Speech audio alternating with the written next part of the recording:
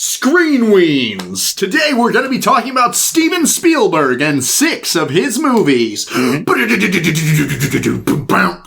Weens. That should be... Okay, I'm going to make that.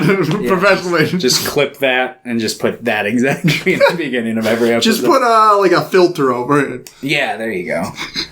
Yeah. Hello everyone, welcome to Screen Weens. I'm already hitting things. I've already broken it, Thomas. I've already broken the camera. Is it frozen? It's already frozen. We'll be right back. Don't touch down there, London. Hello everyone, welcome to Screen Weens. Today is episode 100 and something. 164. Did we start again from scratch, or is this This is the continue. Okay. We're just going to continue. We're fine. Okay. We're talking about Steven Spielberg today. Yes. Yeah. 6 of his movies, one from each decade. Mm-hmm. From the beginning all the way until last year. And most of them probably aren't the ones you're thinking of. Yeah, because I picked ones that I hadn't seen, so... Mm-hmm. I mean, there's one that people are like, yeah, when they think of Spielberg, they're like, yeah, Schindler's List. That's one of his magnum opusi. Opusums. He's got a lot of them. Yeah. Yeah. No, that's probably the most popular one from today. So, yeah. Maybe with time, the new West Side Story will get there. But maybe not, because a lot of people seem to still prefer the old one. And it's like, why? Yeah, without going too much into it, I'm not a big fan of I like this one substantially more than I like the original. Yeah, I agree. That's also not hard to... It's like, the original, I think the music's pretty good. I like most of the music, I like most of the choreography, and that's about it. I think the storytelling of the new one's a lot better. Oh, yeah. And there's no brown face either. What? There's a sex predator, though. You mean to tell me that they didn't just cast a bunch of white people in this new one? What the heck? It's so weird because, Hollywood. It's so weird to look at old movies like West Side Story because the script, what it's written about, it's talking about a lot, race, politics, and the script itself for being, from the 50s and 60s, it's, relatively progressive, and it's and now, to top it all off, let's have a bunch of white people play these brown people roles. It's genius idea. Why didn't I think of that one? Yeah, I imagine probably a lot of that. I'm sure you probably had a lot of screenplay writers and directors who did want to cast diverse cast, but then the producers are like, are you fucking kidding me? We gotta sell tickets to this, and we live in racist America in when did the original one come out? The 50s?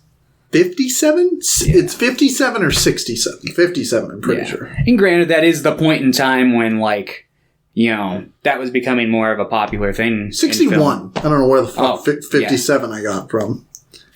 But it's it's just weird. It's weird to see that, you had stuff like No Way Out happening at this time, and then you look over on the side and it's just and a bunch of brown face in this big Hollywood A-list musical. I mean, we're still getting insanely racist movies to this day. It's just not as much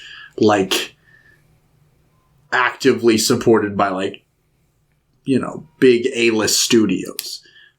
They are, but they're more subtle in their racism. Yeah. So far, with some recent events in the last couple months, I'm sure that'll probably...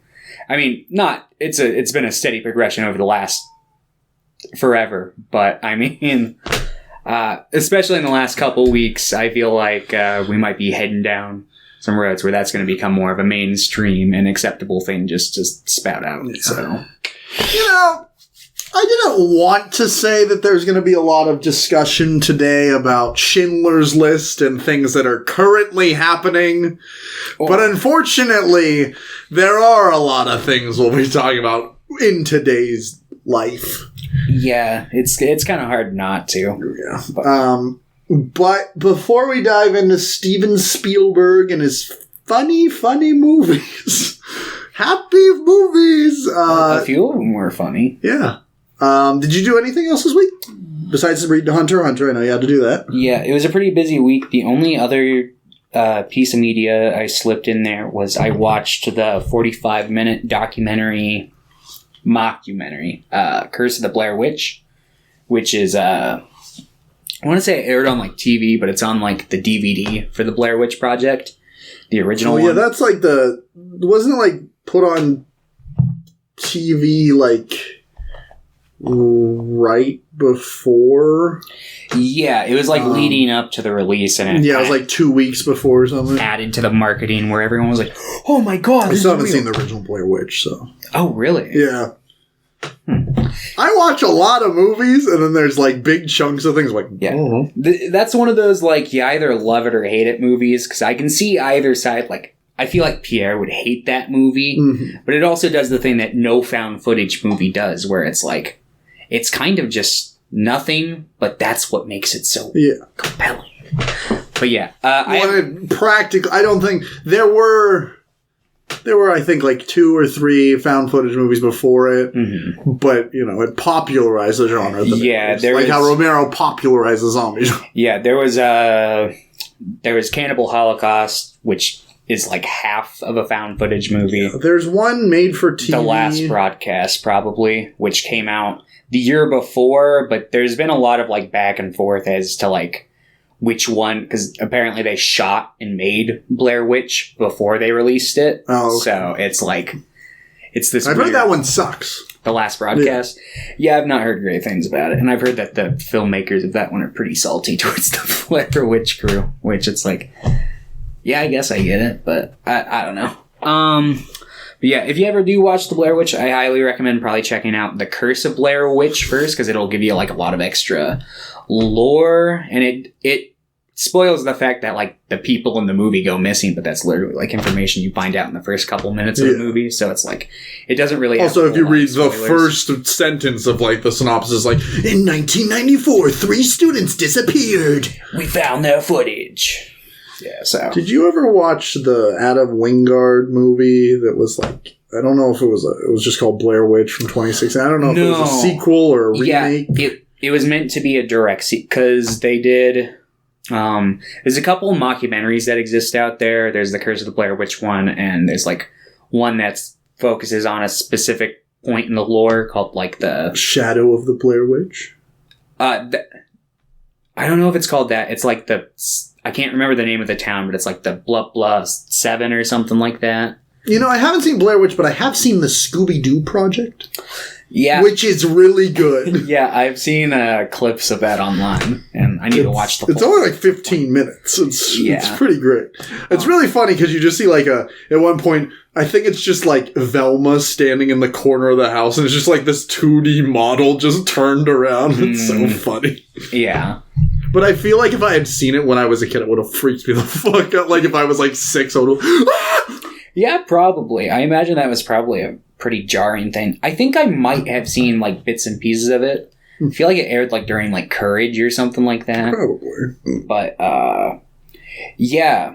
Then they did, the year after the Blair Witch came out, because it was like super successful, they did Book of Shadows, which is like one of those meta sequels where it's like, it takes place in a universe where the first movie is a movie, but it's like based on a real legend in the world of Book of Shadows.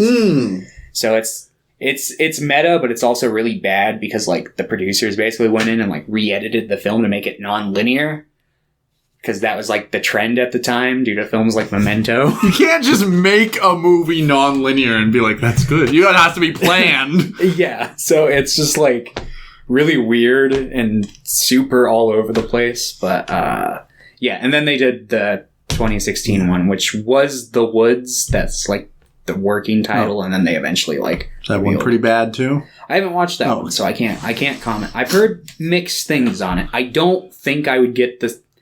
I don't think I'd feel like it's a good sequel to the original, but it might be like a decent watch. I don't know. It's weird, because every time I watch an Adam Wingard movie, it's like, I want to like this. Like, I feel like I get what he's going for, like when I watched You're Next. Even when I watched his Death Note movie. Like, I get it. I saw what he was going for, but yeah, he did not land that Death Note. Even like Godzilla vs. Kong. I get it. That's probably the one of his that I like the most. But that one... That one also smells like, producers really had a big hand and like, nah, you gotta do this. Bobby Brown. Yeah, it really doesn't feel like a movie someone directed, if that makes sense. It feels like this is a studio movie. Yeah. But I still haven't seen The Guest, but I've heard that one's good. That was Dan Stevens. You know. Yeah, I've heard people on both sides of the aisles for like all of his movies, so it's like I just kind of got to watch them and find out. So far, most of them seem to be not my cup of tea, but maybe I'll watch more in the future. He's doing the next Godzilla and Kong movie. And I just realized they have a fan-made poster on Letterboxd, and this is so fucking funny. And let's see if I can put Yeah, that's good. They're in love.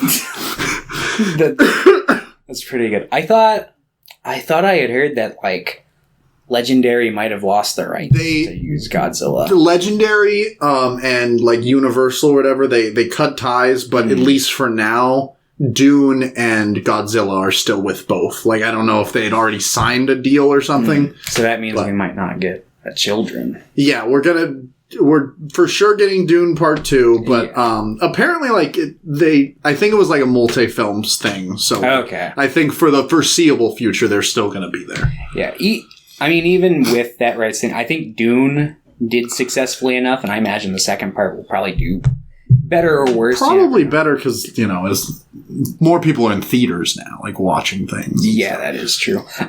I was using, like, I was thinking kind of, like, back on It. I don't know if the sequel did as good as the first one when they split that into two parts, at least financially.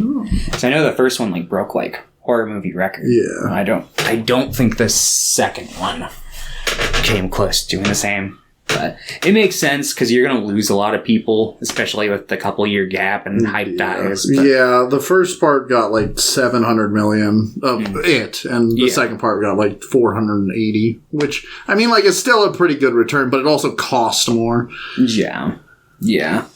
But yeah, I'm hoping Dune Part 2 does successful, and no matter what happens, maybe companies will be willing to make a deal just to get a third. I will say, where did... Because it went from Sony to Warner Brothers, or what? I can't remember what. But the company that it's going towards, I feel like they'd be more willing to be like, you know what? Let's make all the fucking Dune movies like children, and then the new company is like all the bad ones. I've heard the you know, after the first couple, the Dune gets pretty bad. As soon as he's not writing it anymore, as soon as his brother or it's his son, I think, that takes over. His son, and what was his Brian something? Yeah, I know people like love the trilogy, and then I've heard there's obviously like a drop off, but I know that there are tons of fans that still love shit like God Emperor Dune. I still need to read Dune. I remember when the Dune Part 1 came out, I was like, I'm going to pick this for Read Weens, and then I didn't. Because I own it. I bought it because I was going... I bought Joe a copy, like, and then I just never did. Yeah, I read the first, like, 100 pages or so of it, and I thought it was really good. I want to say it coincided with, like, a different Read Weens, and I had to, like, switch books. Yeah, I just... Reading, like, movies, you know, I can sit down, I can watch a 3-hour movie. Reading, it's like, it really takes a lot out of me. And even though, like, Dune, if I read it, technically it'd probably only be, like, 12 hours of reading or some 15 hours, whatever amount of reading it is.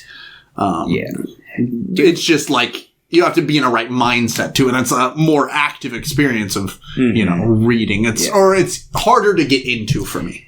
I agree. I'm the same way. The thing with Dune, though, I feel like Dune's one of those books where it's like, it's one of those books where, it's kind of a chonky one, but like, once you get into it, it's like, it's really easy just to like tear those pages down. Which is, most of the books I like are like that. It's like, it takes a while to get the ball rolling, but as soon as the ball's rolling, it's like, it can't stop! Yeah, and I think the fact that we've like seen the movie and have like some idea. Oh my god, that's Jason Momoa! It'll make it a lot.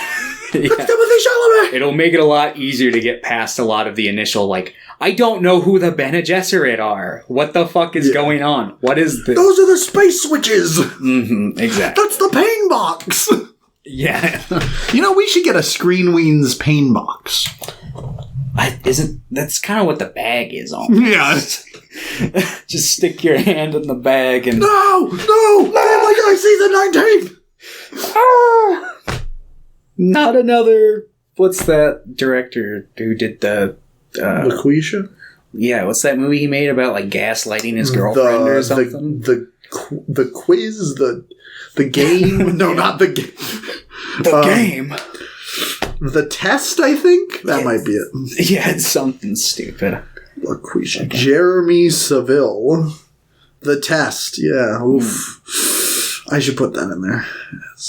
Yeah, I think in the bag it's only your choices that are left. I think. Do we get Pierre's choices? Because there's two of Pierre's. I forgot Pierre put some in there. Yeah, yours and Pierre's then, because I'm pretty sure we like consecutively just pulled out all of mine. I forgotten what they were. Good. I remember. I'm just not going to remember it. I remember Endless Bummer, which is the National Lampoon one with Matthew Lillard. Oh, Surf Party. Surf Party, yeah. You know, that one wasn't the worst. I didn't care for it, but... Well, it wasn't the worst. It had Matthew Lillard in it, so that was a saving grace. Oh, and wasn't it Going Over... No, not Going Overboard. Yeah, Going Overboard. Is that what it's called? I thought that was the Adam Sandler one where he wants to be the comedian. Oh, I'm thinking of Overboard? Is that yeah, I was thinking of Overboard. What is Kurt Russell in that? Yeah. Oh, yeah. And they did the remake in 2018 that I saw. Yeah. And then I think, I think we did, I put that in the bag. I was going to say, we did, the Planned Parenthood movie that I can't think of. Unplanned? Holy shit. Yeah. What a movie. It's real bad. Real piece of cinema there. But yeah. Have we not done We haven't done a bag in a hot minute. What was that, like 4 months ago? Oh no, we're gonna have to pick a bag soon. Yeah, maybe once the new year starts. New year? What? Read everything in the bag. We'll have to take a week off. So yeah, wouldn't be a bad idea. Be a bag idea. It's because I think we did that last time. There was like 4 choices left in there, and we were just like. But I think there's still like 6 or 8 in there. Oh, okay. Maybe not a whole. Dump the bag episode yet, then. Maybe we need to whittle it down a little more. That way we can put in season 30 for a Family Guy. No, that's like season Simpson quantity. I don't think Family Guy's there yet. I watched, I think, 2 movies all right, we watched Everything Everywhere All at Once. I don't know if you talked about it last week. I rewatched that. What a movie. And then I watched... I did end up watching a movie by Albert Pune, the guy we talked about last week that sadly passed away, the guy who made Doll Man. I watched Nemesis, which I think is amazing. I loved it. I want to say I've heard of it. It's like, a schlocky action movie. But it's like one of those big globe-trotting action movies, but it's actually like globe-trotting. Like they're in a bunch of they're in like New York, then they're in like, Indonesia, and they're in like Baja, and they're all over the place. And literally everyone in the movie has like a different accent. I don't know if anyone's American in it. It's kind of amazing because I'm like, this is perfect. There's like everyone's here. Mm-hmm. There's someone, I didn't realize this, but Albert Pune is like, he was born on one of the Hawaiian Islands. Oh, really? Yeah, and he like worked on the production sets of there, and then he went and worked on one of the production companies that did stuff with Toshiro Mifune. Oh. And he was originally going to do. There is a Akira Kurosawa movie that was filmed in Russia, like in the Soviet Union. Mm-hmm. I can't remember what it's called, but it was like one of his only like non-Japanese movies. And Toshiro Mifune was originally like gonna be part of it or something. And he was gonna, like, Albert Pune was gonna do stuff for that, but instead he worked on like a TV show that Toshiro Mifune went on to do instead. Okay. But yeah, it was just really weird. I was reading up about him. And then one of the guys that he worked with, like in Nemesis, and he was in a couple other things, he was this like Japanese guy that was also like this local guy from like the Hawaiian Islands. And he has like this bit thick, like pidgin accent. And he's talking like that in Nemesis, and it's amazing. Like, this is amazing to hear, like, in this, bigger, like, action movie, just people that sound like the people I grew up around. Like, amazing. Incredible. Yeah. It is a lot of fun. It's so dumb, but it's like Blade Runner or Terminator kind of movie, but it's, instead of being like all dark and depressing, it's really like brightly lit, and it's special. I really liked it. It shows its budget, but in like the best way possible. Everyone's like shooting guns, and they're making these massive fucking explosions for no reason. There's like a Robotron. There's like a robot at the end that's like stop motion, and he's like fighting the main character. It's so funny. I honestly might rewatch it. I liked it that much. And then I watched the new David Harbour Santa John Wick movie. Oh yeah, A Violent Night, with a bunch of my coworkers, because they all wanted to watch it. And you know what? I thought it was just going to be kind of like dumb, and it is dumb, but it's pretty good. Yeah. I think a lot of action movies like look bad these days, like lighting wise, at least. I think John Wick looks pretty good most of the time.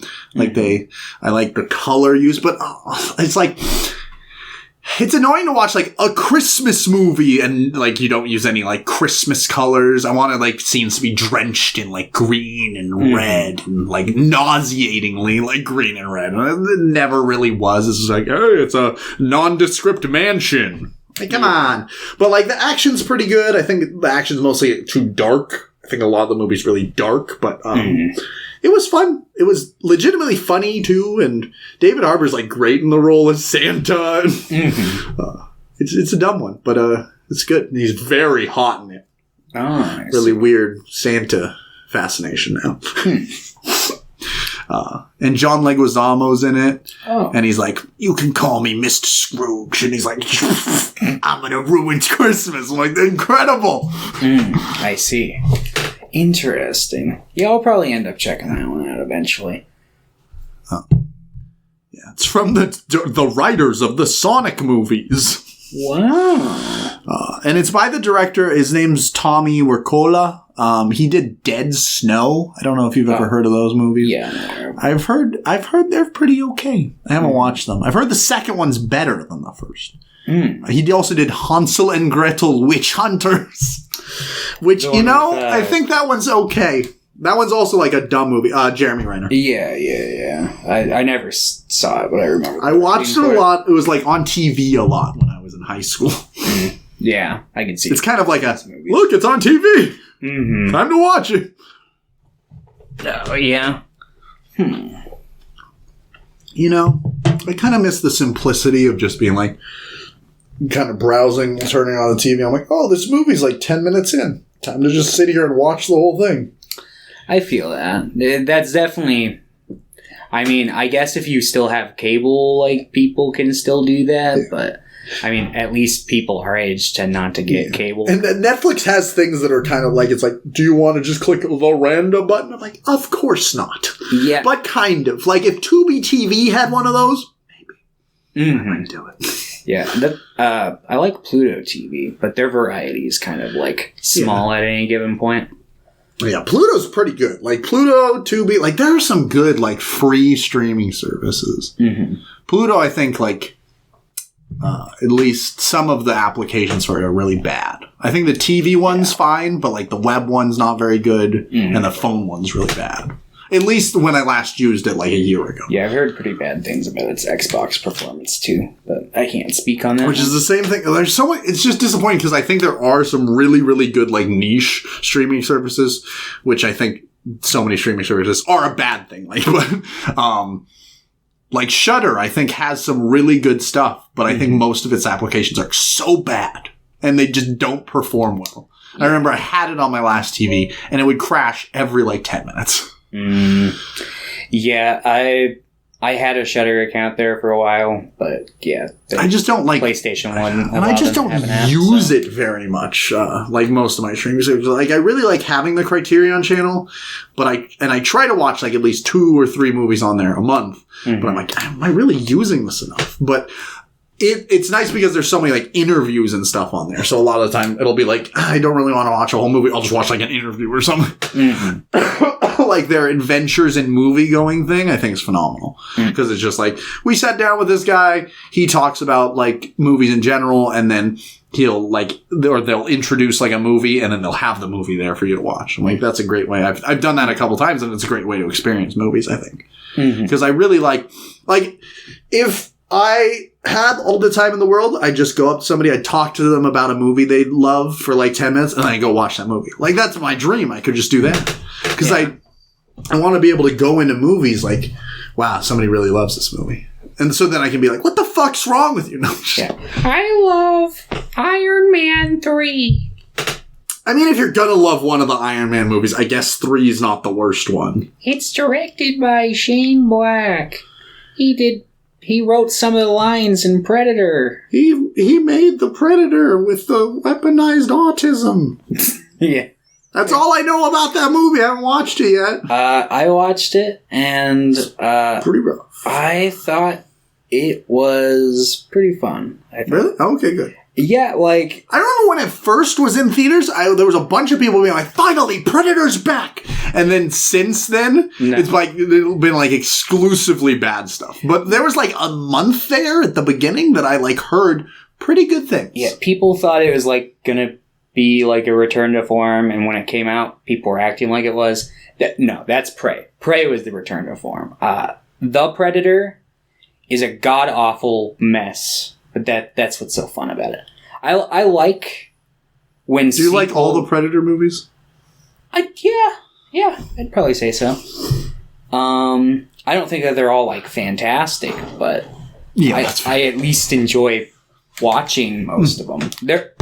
I don't know how like high the rewatchability is for like the ones that aren't the first one, or maybe Prey from now on, because those ones are like, I don't know, pretty brisk, easy to get into movies.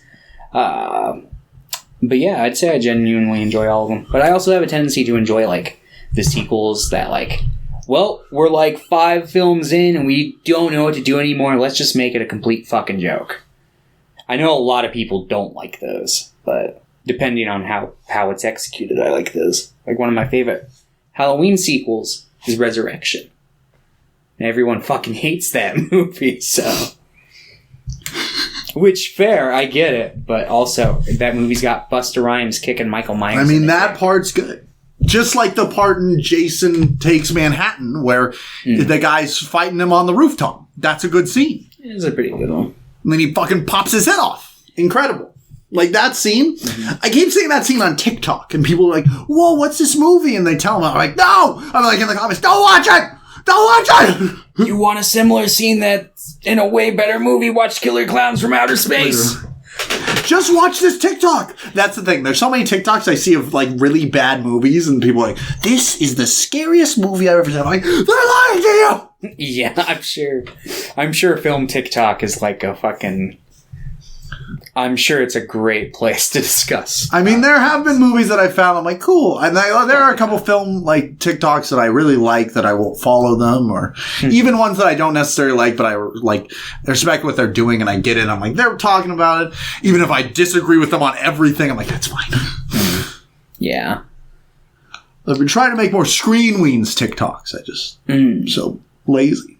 I feel it. I'm like, because I'm trying. What I want to do is I want to be able to like put like 3 or 4 clips from every episode on there, and then we also make other original stuff. Because there's little filters where it's like, boom, here's 10 movies. I'm like, here's me ranking them right now. I'm fucking a god. I see. But yeah. And then let's see, other news this week.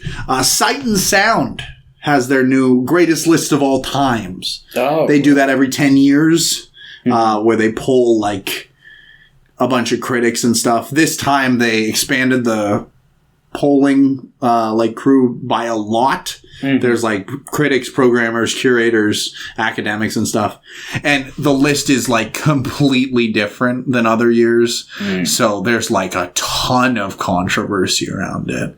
And people are freaking out. Specifically, one thing that I've seen people freak out about a lot is what is it? Portrait of a Lady on Fire is on 30. It's number 30 on there. And I'm like, what the fuck is wrong with you guys? Because people are like, that shouldn't be on there. No Howard Hawks, but Portrait of a Lady on Fire. I'm like, fuck you. Just because a woman made it. No. I'm like, that movie is, I really like that movie. But I'm like, why are you freaking out about that? There are plenty of other movies on there that I'd be like, I don't necessarily agree with that being on there, but you guys need to calm down. Like, I think the Buster Keaton movie is on there. I don't know if I would call that one of the greatest movies on there. Like, I get, like, cultural significance is on there. Like, Spirited Away. I think there's a million other Ghibli movies that you could replace that with that are better. My Neighbor Totoro is also on that list and higher, and I would agree with that placing over Spirited Away. I haven't seen Spirited Away yet, so I cannot comment. A lot of people didn't like that Moonlight. Anything that was from the last 10 years, people were really upset about. They're like, you cannot possibly say that a movie in the last couple of years is one of the greatest of all time. I'm like, yes, you can. You can do whatever you want. It's a subjective list. Yeah, I'm sure if you probably went back and look at past lists and the release dates of movies on those lists, they would probably be much of the same. Yeah. Also, this is the first time that the number one movie is Jean Dielman. The 3.5-hour movie by Chantal Akerman about the lady cleaning her apartment, which I think is insane, but I love that. Yeah. I haven't seen it, but I'm like, that is an insane movie to be number one. Yeah, no, that definitely, like, strikes me. Because I think in the past it's been like Citizen Kane, Vertigo, stuff like that. Yeah, that definitely strikes me as, like, a pick where it's like, it would upset this, it's like, oh God, what's the name of that?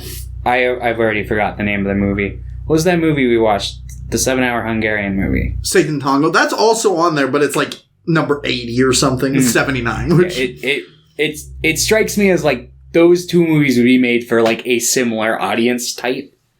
Where it's like, oh yeah, this overly long movie that's kind of minimalist in a lot of its like plot. Of course, I haven't seen...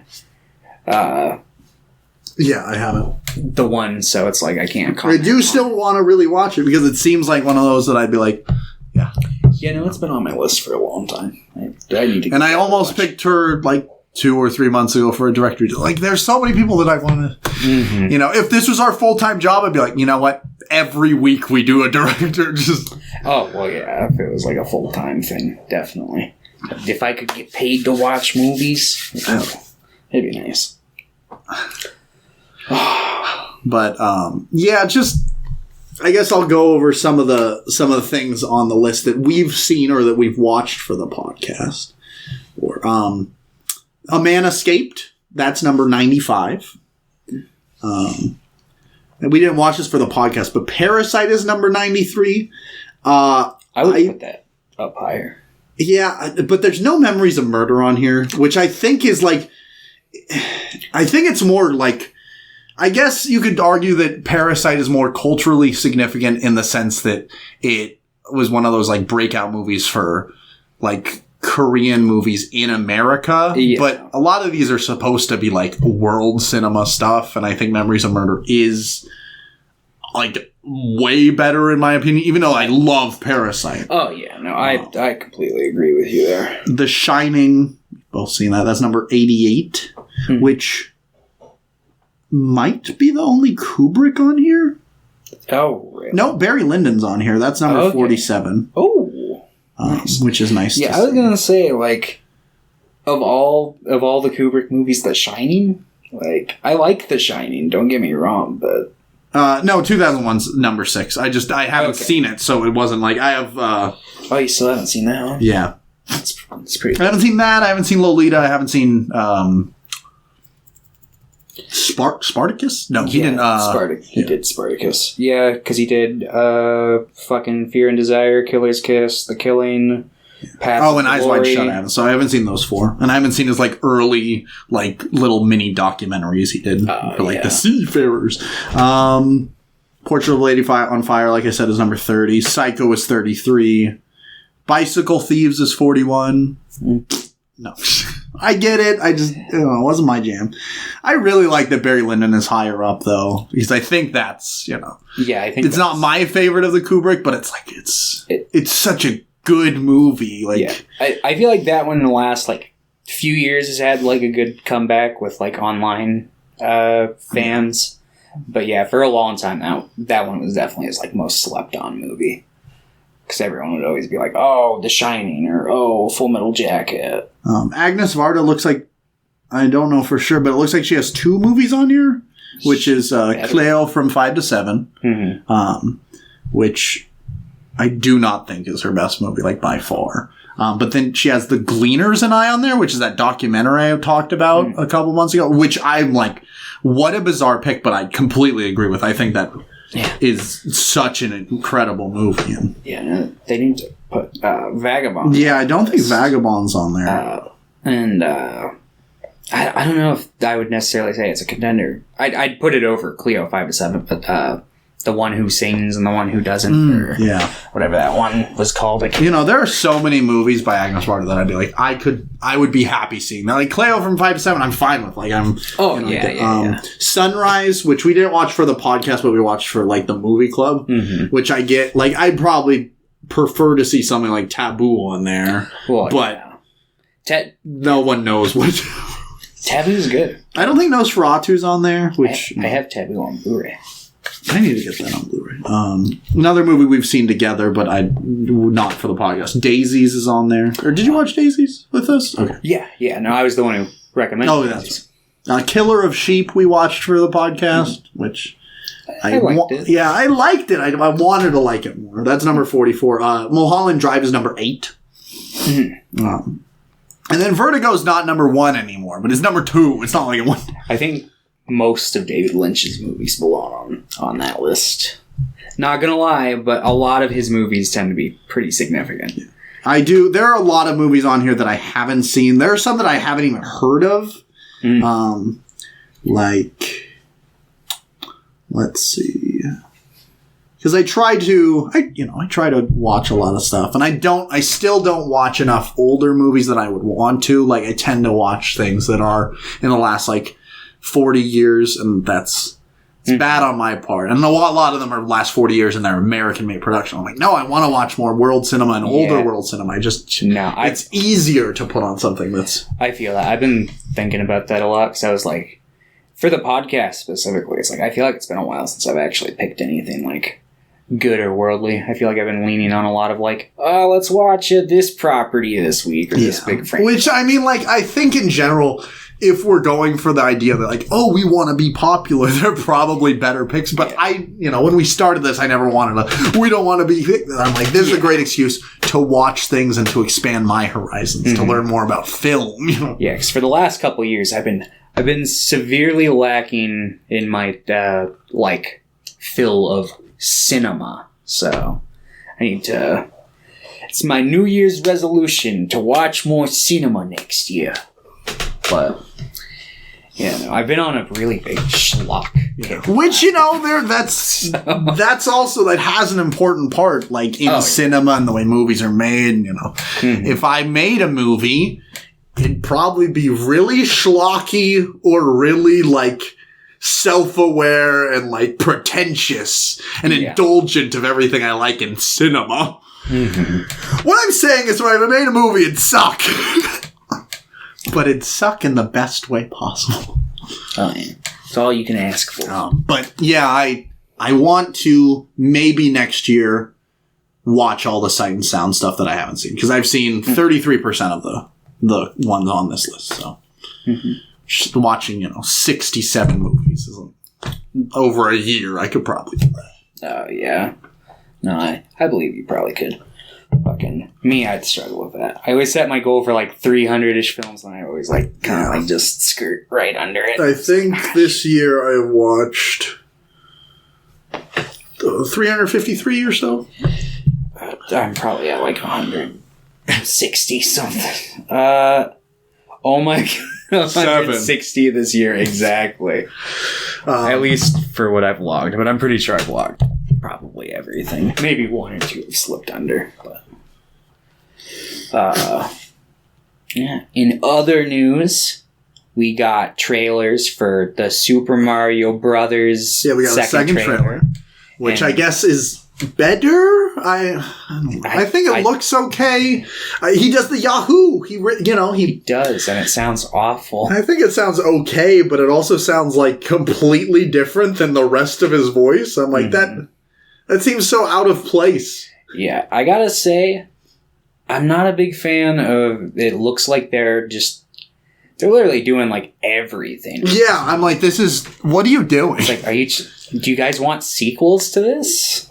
I also, most of the voice cast, now that I've heard them more, I'm just not that big of a fan of most of it. Yeah. Like, Charlie Day, I guess, everyone's like fine. I think Anya Taylor-Joy as Peach is like fine as well. Everyone's just kind of fine. Even Jack Black as Bowser, I'm also just like, it just kind of sounds like Jack Black. Like, I'm Jack Black. No, it does. I wish that we were at a point in history again where for voice animated actors. movies, we had actual fucking. But what's so weird is actors. I think Jack Black is like a pretty good voice actor when he just does his own voice. I think like his own voice would have been fine for Bowser, depending on how they wrote it. I'm going to be honest. Jack Black as Bowser. I mean, what he's doing now is fine. Yeah. I'm sure it'll be fine. But, like, honestly, I don't... He'd be good for, like, a Bowser Jr. I was going to say one of the Koopalings or something. Yeah. Like, someone crazy with a lot of energy. But, celebrity castings are just, like, typically just that. Celebrity castings. They're usually kind of like, And then we also got the trailer for... Did you watch the Indiana Jones trailer? I did. And what do you think? The trailer itself didn't leave that much of an impression on me. It was kind of just a lot of fast-cutted action that meant nothing to me. I will say that I think aesthetically it fits with, like, the Spielberg movies. Mm-hmm. Like, I could see someone being like, oh, this looks like a Spielberg movie. He's not directing it, right? Yeah, it's Mangold, the, like, Logan guy. And, okay. Which... I think Mangold's a good director, so... I'm sure he'll probably do a good job. I'm interested to see how many of the scenes are with the de-aged Harrison Ford, because I think it looks okay, but I think they always look okay until they start, like, moving or talking a lot. Mm-hmm. So hopefully it's just, like, quick cuts and, Yeah. Hopefully it's just a small part, and they're just trying to use it as, like, a marketing gimmick. Yeah, I just hire another actor if you're gonna have flash... Like, that's fine. Or don't have flashbacks. Either one. Yeah, that would probably be the route I'd go. It's like, we know the history of this character. I think it would have been way funnier to just have Alden Ehrenreich play young Holt. So, I'm young Indiana Jones myself. Yeah. Like, that would have been really funny. If this... Oh, man. You know how close we were to getting... I don't know about, like, behind the scenes, but, like, in terms of if the fans chose... We would have gotten like a Chris Pratt Indiana Jones movie like right after Jurassic World. Jesus Christ. Because I remember a lot of people were like, Chris Pratt! Alden Ehrenreich, I think, is a pretty good actor, and he's just like not in anything. He's in the new Cocaine Bear movie. Oh, really? Which doesn't look great. I didn't watch the trailer. And I went to see Violent Night, so I saw a bunch of trailers for stuff. Yeah. I don't know. I read a book called The Name of the Wind not too long ago, and that book, it's not a bear, but it's like a dragon, and it eats a bunch of like psychedelic sap. So I feel like I got the experience of this Cocaine Bear movie, but in a grander fantasy sense. So I don't know if I'll need to watch it. And then the trailer for Guardians 3 came out. I don't know if you watched that. I didn't watch the trailer for that.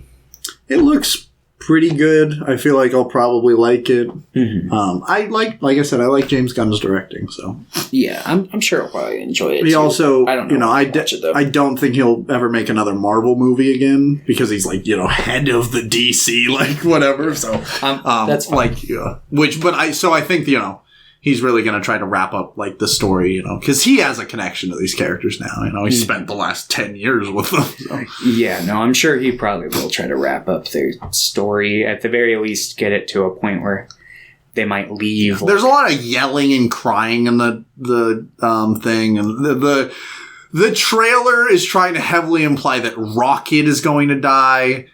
I hope it's Chris Pratt. Also, I think Star-Lord's story is kind of wrapping up, so it would make more sense thematically to kill off Star-Lord.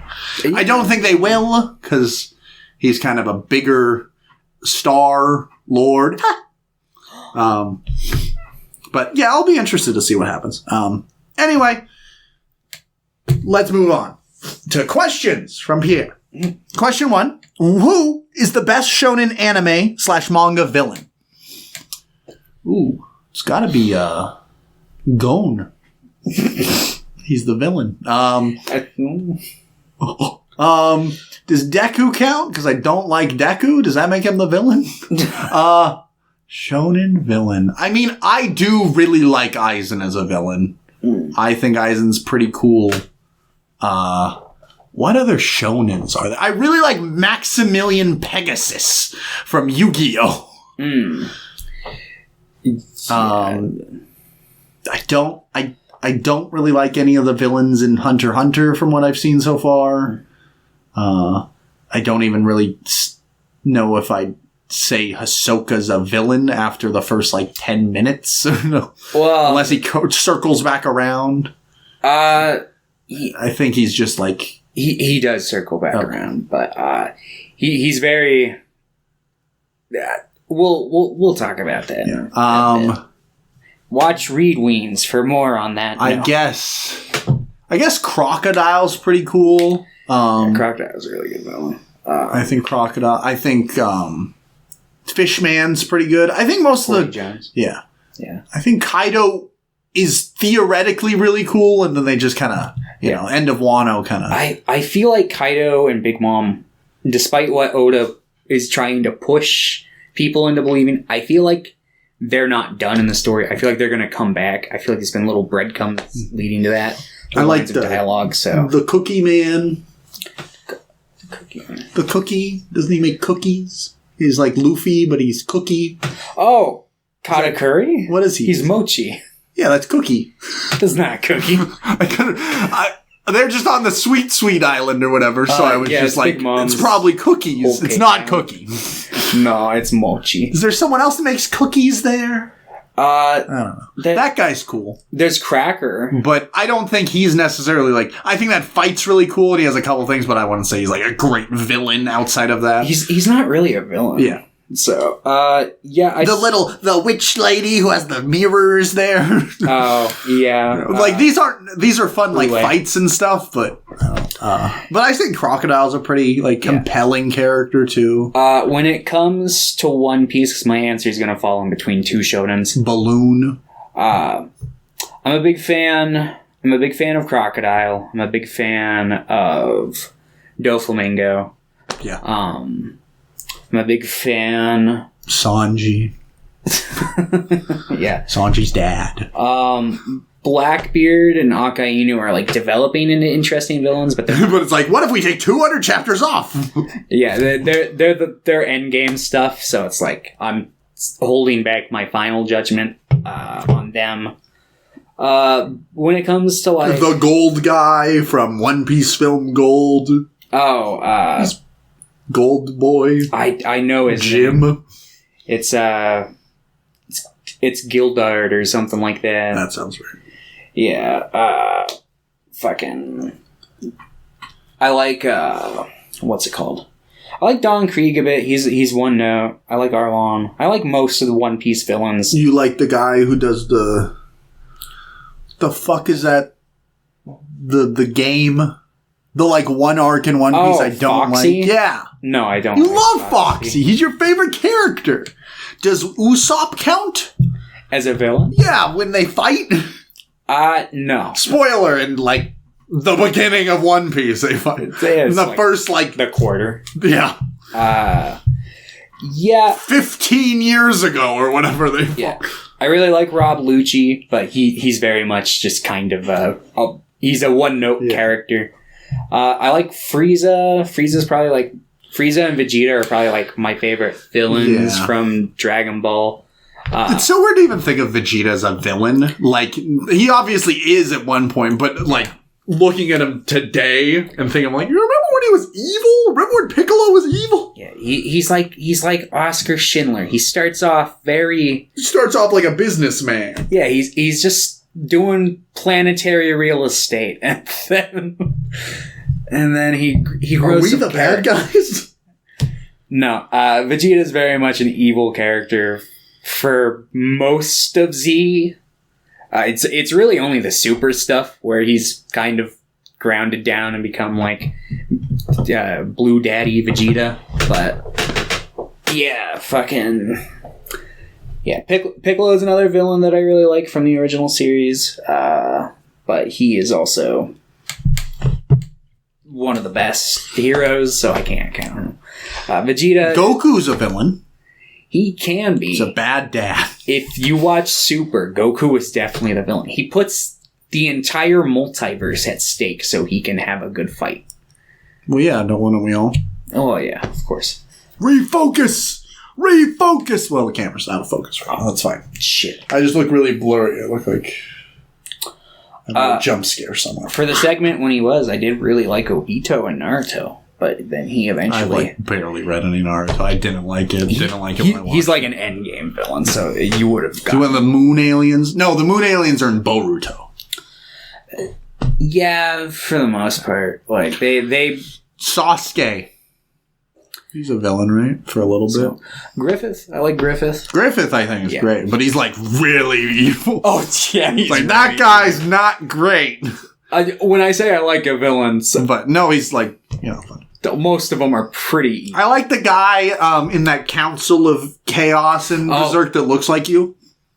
I don't know which one you're talking about. What are they called? Are you talking about the God Hand? Yeah. You're not talking about the fucking little one, are you? The glasses who's bald? They look nothing like him. Are you sure? No. Fine, you can look like this guy.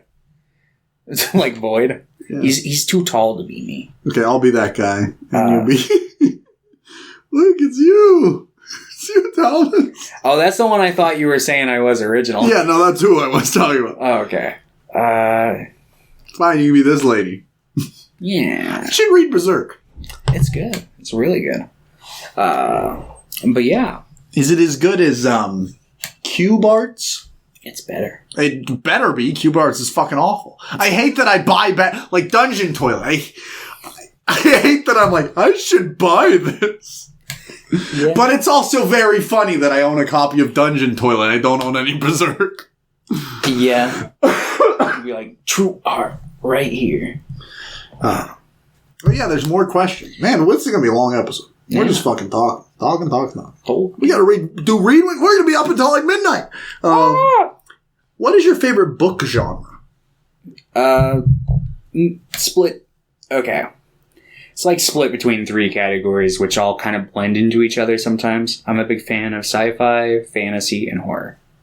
Those are my big 3. Yeah, I really like nonfiction, but if we're talking about fiction, I'd probably say those 3 as well. Yeah, I like nonfiction too. But I can get down with anything. Like I like romance books from what I've read. Like if it's a well-written romance, I like reading about people falling in love. Like I think that's fun. But I like big epics of like sci-fi or fantasy. I feel like I tend to read more like sci-fi with books. But maybe I just haven't read a lot of good fantasy. But like when we read The Witcher, I really enjoyed one of those books. Like, and I like the other one. Mm-hmm. And I feel like if I read like the main line of Witcher books, I'd enjoy those as well. Yeah. But I like a lot of like more grounded like dramas as well, like Wolf and White Van or Universal Harvester. But those all have like an element of like the horrors of everyday life, like the way they're written too. So, so I like dramatic stuff. Honestly, I'll read anything. It's the same thing with like movies. Like I'm just like, do I have a favorite movie genre? Not really. Yeah, as long as the execution knows what it wants to be. I like 7-hour black and white Hungarian films about small villages during the fall of communism in the Soviet Union. You should read the book it's based on. It's like 7 minutes. It's like a 7-minute read. Is it really? It's like 100 pages. It's incredibly short. Damn. And he's like, what if I made this 8 hours? It's going to be a very long literal adaptation. And then question 3, what comic would you like to just stop? Like, just conclude the narrative and never come back? There's got to be like a racist comic out there. Yeah, right? there's a ton. I can see them when we try to order something. I'm like, what the fuck is that?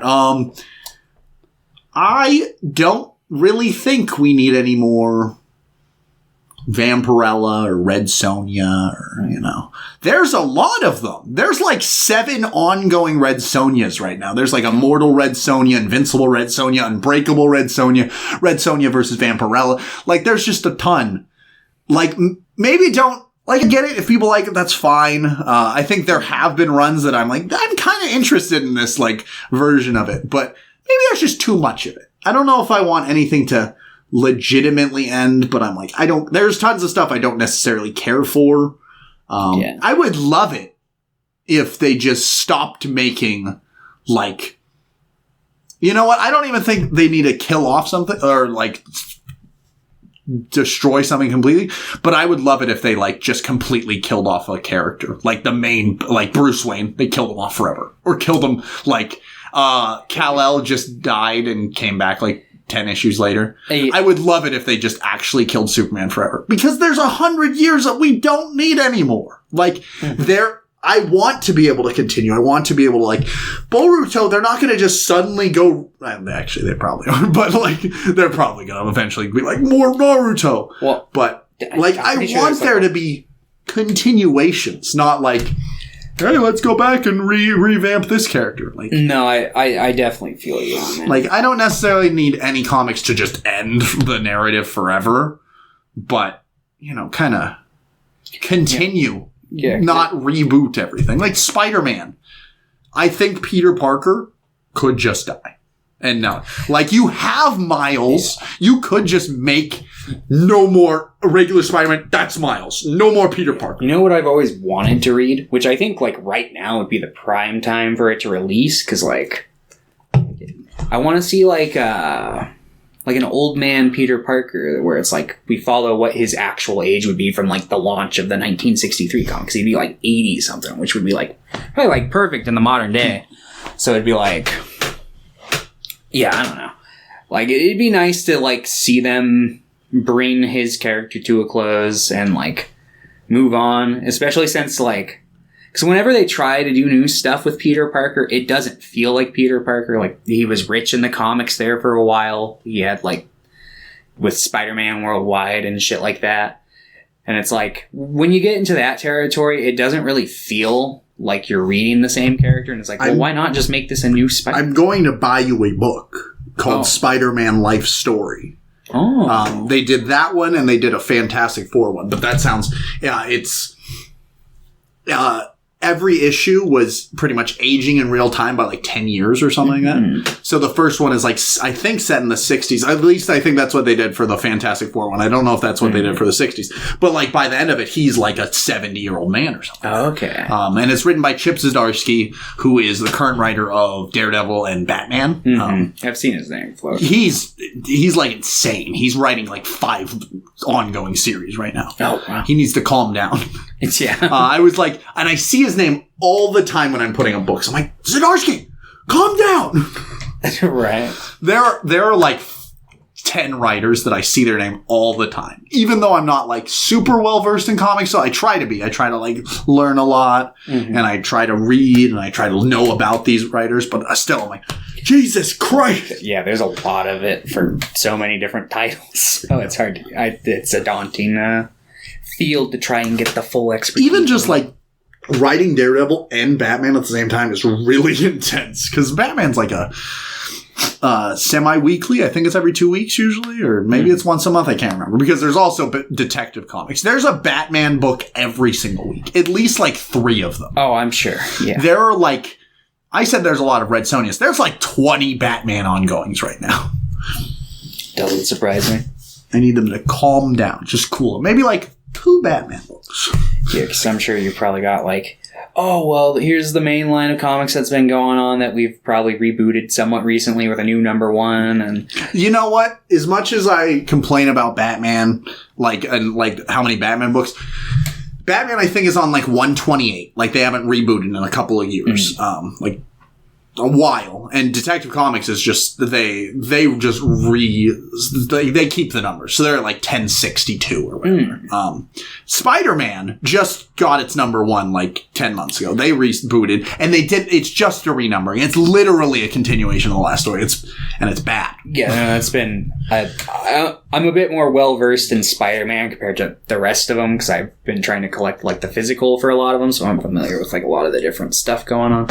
Yeah, there's so many. Just in the last 10 years, there's so many number ones that continue. Because after Superior Spider-Man, you have oh well, here's this Spider-Man number one, and then oh well, we're gonna change the status quo just a smidge in the story, new number one. Yeah.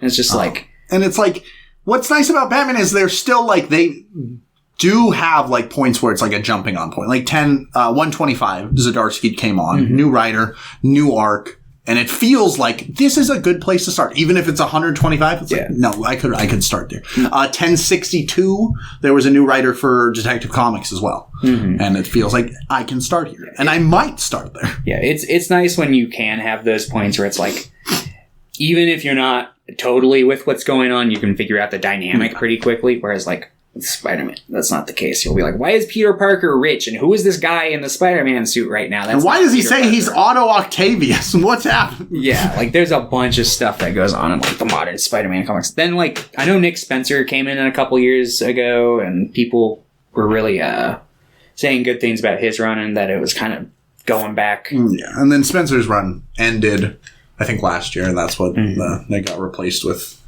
Romita Jr., I think, is one of the people that's on it. Oh, he's back?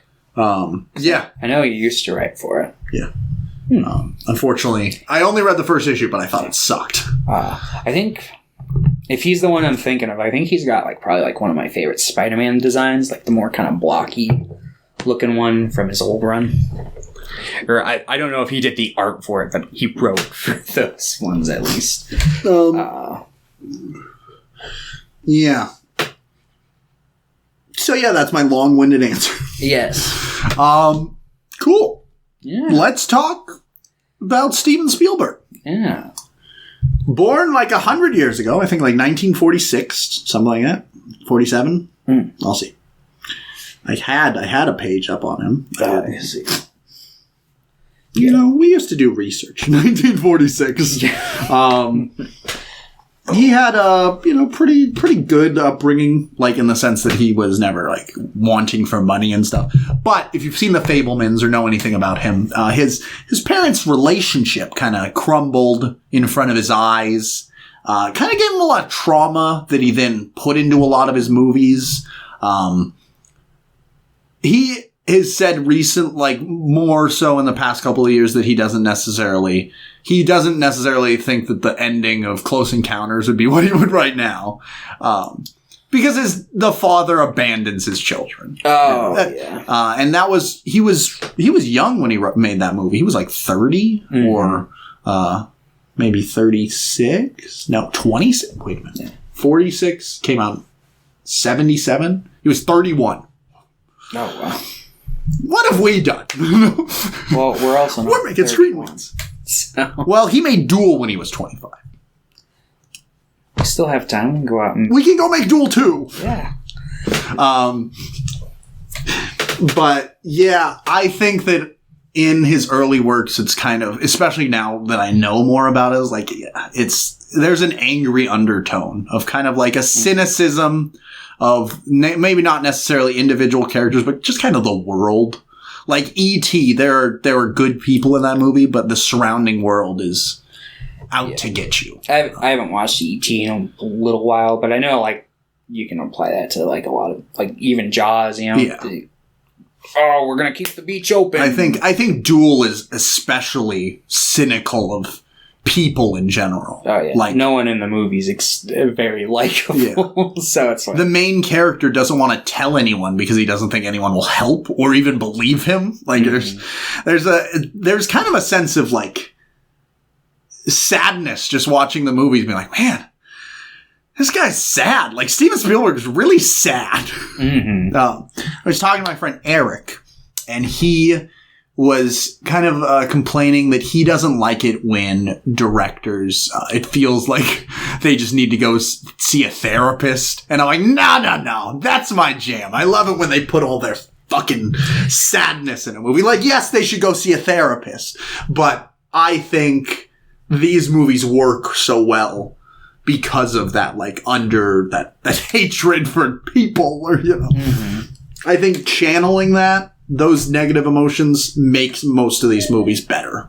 Yeah, I mean, because it's art, you know. You want it to be a reflection of, like, how you feel. Yeah. So, but he went to college in California. I think he was living in Ohio, and then he moved to Arizona, and then he moved to California, studied film, and then he was doing, like, some television work. He directed a couple episodes of Columbo. Oh. Pierre will be so excited to hear about that. But he directed Duel, which was a television film. It was his first movie that he made. Mm-hmm. And then he did a couple more television films, and then he did the first directorial, like, film debut was The Sugarland Express, which I also almost picked. Another movie, like, no one's ever heard of. But then, you know, he really blew up with, like, apparently Sugarland Express was, like, a bigger movie. But then, like, Jaws came out the next year, which, you know, exploded. And then Close Encounters exploded. And then E.T. exploded. And then Indiana Jones exploded. Like, the next movies he made was just nonstop. And then he started doing more, like, drama movies, like The Color Purple, which I almost picked. There were so many movies I could have picked. And Empire of the Sun. Mm-hmm. And then he took a little break. And then he came back for Jurassic Park, which, like... He directed at the exact same time he was doing Schindler's List. Yeah. Talk about probably a weird work. Like, yeah, a weird work environment. Like, he's sobbing, crying every time he watches Schindler's List. Which, you know, Schindler's List is such a... It seems like such a personal film to make, too, you know. Yeah, he's like, now, if you don't mind, I need to go take a couple days with my dinosaurs. Yeah, because it's like... You know, he was born the year after World War II. Oh, he's Jewish. I'm sure he definitely felt. Like, I was watching Schindler's List, and I was fucking sobbing at the end. The final, holy fuck! Yeah, the ending of that's pretty sad. I was like, I just started like, my tears were just. I was a mess. Tina Teo walked in. I'm just like, yeah. Yeah. But it's insane that he made, and it's kind of, it's really depressing that, like, he made so many of, like, the first blockbusters, the biggest movies ever made, and now, like, his last two movies are bombing. West Side Story bombed. Fabelmans is bombing. And I know they're not necessarily, like, big budget. I mean, West Side Story is, like, it was a huge movie. This should have been a bigger movie. But it's just, like, it's depressing that we don't support, like, the artists that made cinema, or at least modern cinema, you know? Yeah. I just want people to watch movies that aren't the MCU. No, I completely agree, and on that front, I totally agree with you. Although I'm not going to pretend like Steven Spielberg hasn't been a fucking golden child in the industry for a very long time. It's just recent years and modern sensibilities have kind of left his branch of movies. But yeah. No, he's a very good director. He'll always have his place. Even if the new stuff he makes doesn't fucking break in the box office. It's also probably because he's at that point in his career where he's older, you know, he doesn't have as much to prove, so he's not gonna like try to make movies that necessarily appeal to everyone. He's not out there making more Jurassic Parks or Indiana Jones movies. He's trying to do things that are more personal to him. Like he's in his fucking Fanny and Alexander phase of his career, which is, you know, great for me. You know, I'll watch it. I think Fabelman's. I think, from what I've seen, it might be still my favorite movie of his. Like, it's something that really, like, spoke to me and made me want to, like, be better at making things, or it made me feel like I can make things. I can do this. I can do anything. Mm-hmm. Yeah, I need while also being deeply upsetting and depressing of a film. Like it's both. Yeah, because is it time accurate to like when he grew up? Yeah. Like it's then I'm sure it's pretty much a biopic. Yeah, I figured it probably would be. Yeah, I was gonna. If we had recorded on Monday instead of Saturday, I probably would have gone to see it, but I just didn't have time. Well, you should still see it when you have the chance. I think you would like it a lot. Oh, I'm sure I probably would. Maybe. Or maybe I would. Yeah, that's okay, too. Well, no, it's not. We need to be more aggressive. Fuck you, Tommy! We'll see how I feel about most of the films we watched today. Hated them all. If you want to know my honest answer, I'd probably lean towards saying I did not like the majority of them. Oh, wow. Okay. I did not. There are things I can pick out and enjoy from each of them, but as a whole, there's a couple of them that just did not land for me so much. I think I enjoyed all of them. I would say I liked all of them. I was more on the positive side of all of them, but probably about half of them, I'm like, it was enjoyable, but I had a few issues with I guess I'd say I'm positive on 3 of the 6 we watched. So, yeah. Schindler's List, though, worst movie you've ever seen. Yeah, I'm just going to say movies that are over 3 hours and black and white. No. There is red in that movie occasionally. I cannot say it's much. I think that Steven Spielberg needs to call... was it Robert Rodriguez who directed Sin City? I think he needs to call Robert Rodriguez and apologize to him for stealing his idea and his color concepts. Because Sin City 2005 came out before Schindler's List 1993. Yeah. Anyway, that's Steven Spielberg. Yes. Let's start talking about these with Duel from 1971. Mm-hmm. You didn't like this one. I did like this one. Oh, you did like this one. This is one of the ones I did. I like this movie. I think what's interesting about this movie is it has like a super, super simple concept. Of like a guy... Simplicity is what I like. Passes a truck, and then the truck tries to kill him for an hour and a half. Yeah. But it really... I think it might still be a little too long for its concept, but most of the time, for most of it, it's like keeping its tensity up. It's like... It's really working hard to keep like the adrenaline pumping. And I don't know, maybe if you watch this on TV with like breaks in between, I might see it like working, but I think it's just like maybe if it was an hour and 10 minutes instead of an hour and a half. I think it really does, kind of start to sputter out right towards the end. I think the finale is pretty good. I love the final shot of the movie. I think the main actor is pretty, like, fun. And overall, like I said, it's probably the movie we'll talk about the least, because, like, it's a guy drives and the truck is after him, but then the truck's gone. But then he's outside and who's the truck driver? Yeah, no.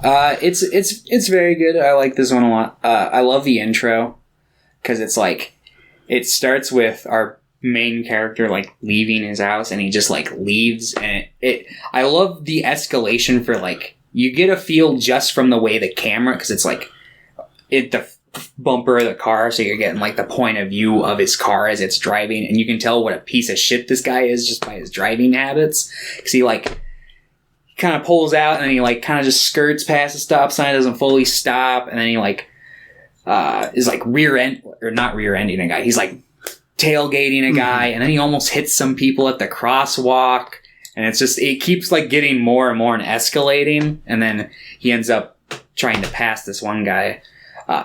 Beginning of Jeepers Creepers rips this movie off, because that entire beginning sequence is just how this movie starts, except they just go 2 different routes.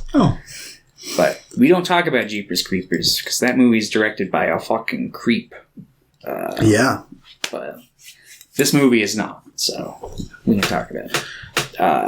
But yeah, no, he just drives around. The truck driver just fucking passes him. It's like this big, scary, like, gasoline truck. Yeah, like I do think, like, wherever the fuck they found that truck, I'm like, this looks like it's going to eat me. Yeah, no, it's a very scary looking truck. It's got a big flammable fucking thing on the back, so it's like, oh god, like, this guy's not being careful. He's gonna just explode. I really thought the ending of this movie, because he, like, rams him and then, like, the truck falls. But you see the truck's, like, door open at one point, and I thought something was gonna happen. But no, it's just like, oh, the truck driver's dead. And you also never see him. Like, it implies that it might have been one guy, because, like, oh, the truck's gone. But it's never, like, confirmed or anything, and you never see, like, the face of the person while driving. You, like, I think you see the hands at one point, and you see him, like, but you never see his face, which I really like. Yeah. There was a point where I thought they gave it away, and I was like, oh, man. But then it turned out to be a farce. And I was like, oh, good. But yeah, no, they show his, like, boots at one point, and we see, like, he's got, like, probably, like, a light blue sleeve, but then he, like, there's a point where he, like, sees the truck is outside and he's in a bar and he looks and everybody's wearing cowboy boots and, like, a light blue shirt. So it could be anyone. Yeah. I really like that scene. Yeah. You can see that it's, like, an old white guy, but you can't really... And then everyone in the bar is like, oh no, they're all old white guys. Yeah, you can't discern enough about them. Because, like, in the bar, I was like, oh, that guy kind of looks like Oliver Reed, and this guy looks like that guy. Yeah. But, like, when he's behind the truck, it's, like, the glare on it. Yeah. They do a really good job at not capturing that. Well, there is one shot where you do see Steven Spielberg in the window. Oh. Yeah, I forget what part it's at. I didn't see that. Yeah, it's like a car window scene, and I just thought, like, is that Steven Spielberg? Because it looked like him. Incredible. Yeah, like, especially with that scene, I think it keeps the tenseness quite a bit. But then, like, the scene with, like, the bus and the kids. Yeah, that part was weird. I think it only existed to kind of, like, give us, the audience, some doubt as to maybe the character of this truck driver. Because the whole time you're like, is he actually trying to kill him, or is he just kind of trying to torment this guy? Or is he trying to kill everyone? And then it's like, no, he just goes past the kids and stuff. Mm-hmm. But it's just like, it goes on, like, long, and... Yeah, it's a really awkward scene, because it's just like, he's being rude to kids, and he's bouncing on his car, and it's just like... I'm like, what's going on?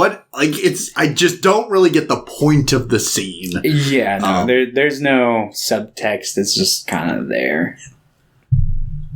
But, yeah, so then the guy eventually just gets to a point where he's like, you know, he, like, sleeps in his car for an hour, like, off on a side. He's like, oh, I finally...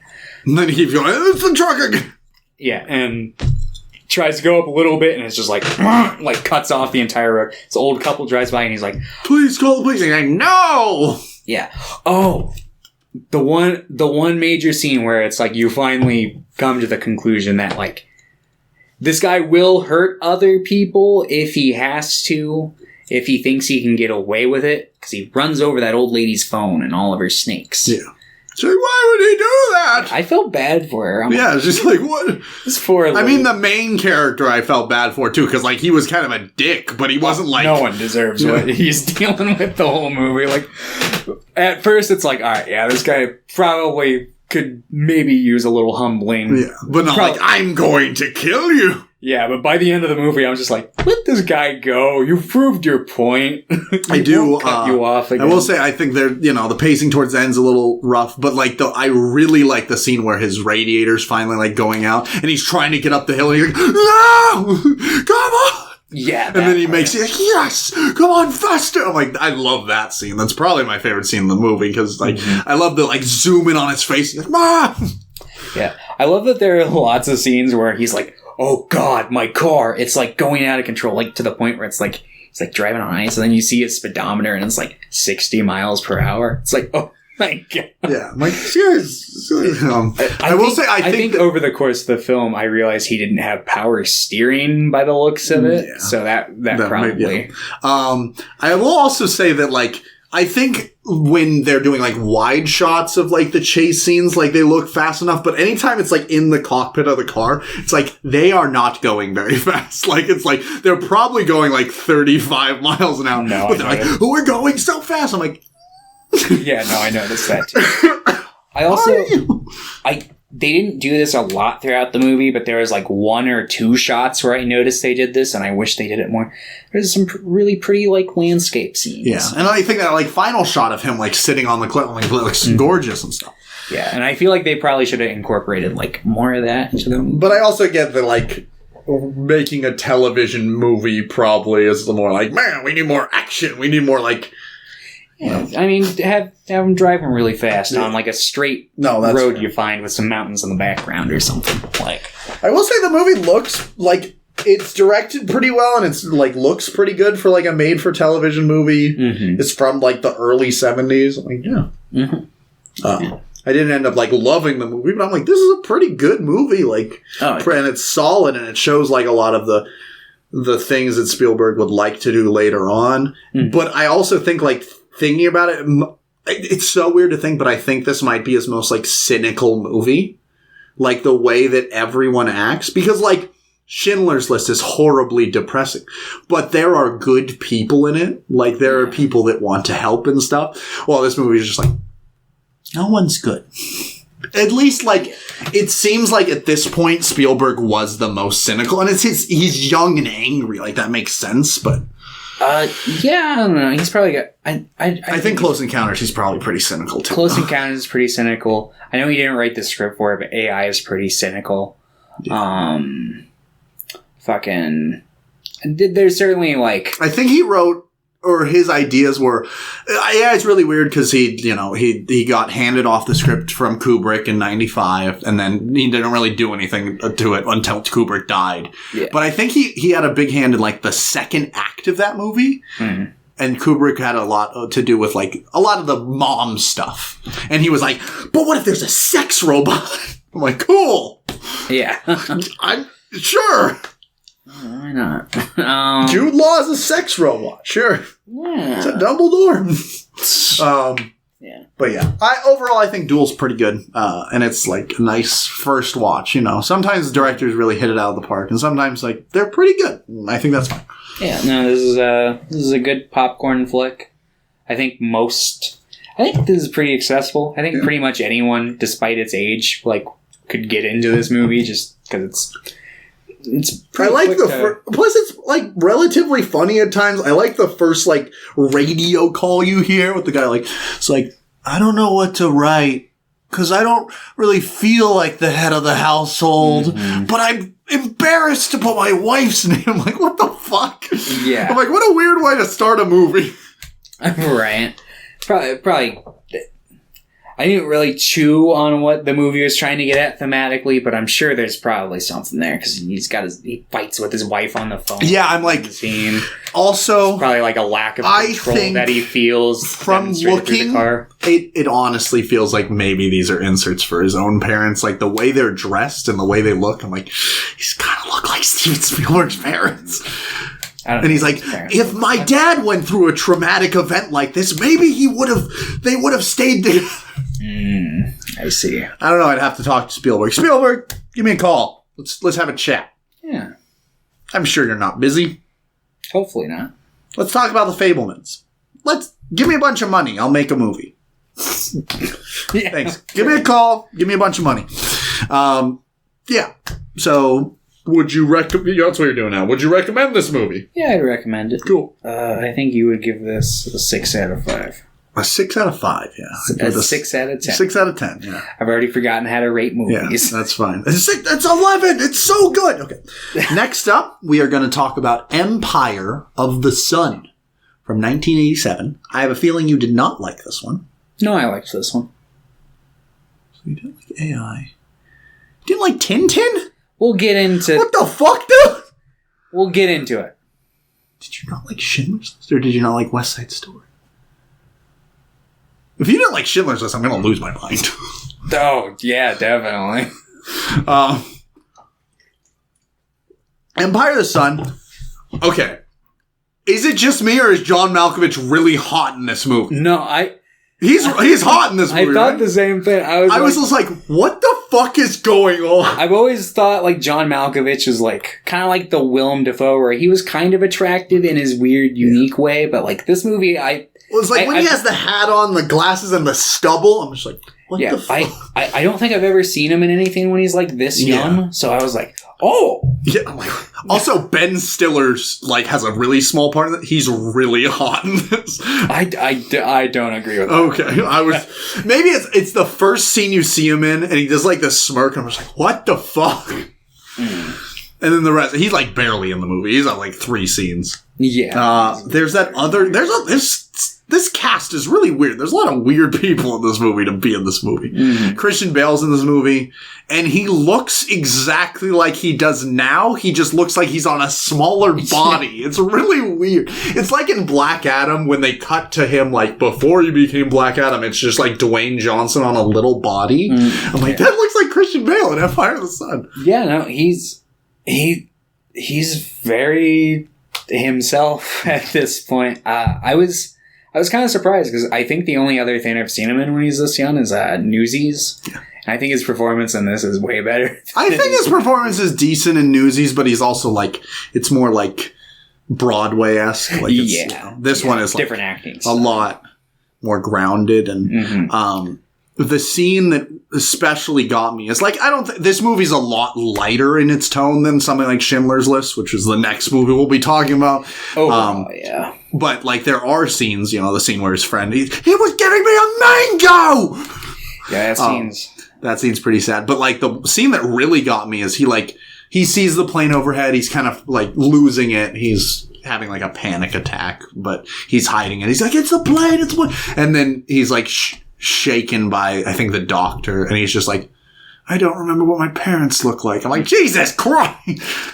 That part struck me as, like, I got it. Like, I realized what it was going for. It just struck me as a little too random for the moment. Yeah, I don't know. I kind of... It felt a little forced. I like that scene, and I like the scene where he's reunited with his parents then quite a bit, because he doesn't recognize them for like a solid 15 seconds. He's like staring at them. Yeah, I like that revelation, especially because like the whole time there were people that I thought looked like his parents. Yeah, I'm like, I don't remember what his parents look like either. Yeah. I'm like, holy fuck. I was like, a lot of these fucking white people in this movie look very alike because they're all kind of from the same tier of society. So it's like they got a lot of the same fashion trends going on and shit. So it's like... And while I think this movie's more like lighter than something like Schindler's, I do think it's pretty like... Oh, it's still a heavy movie. Yeah. And like the way he's like trying to save the Japanese... I don't remember his name. If we ever heard his name. The mango guy? Yeah. Oh, but he's like giving him CPR. He's like, I can save everyone. And he's like, does he save anyone in the movie? It's like...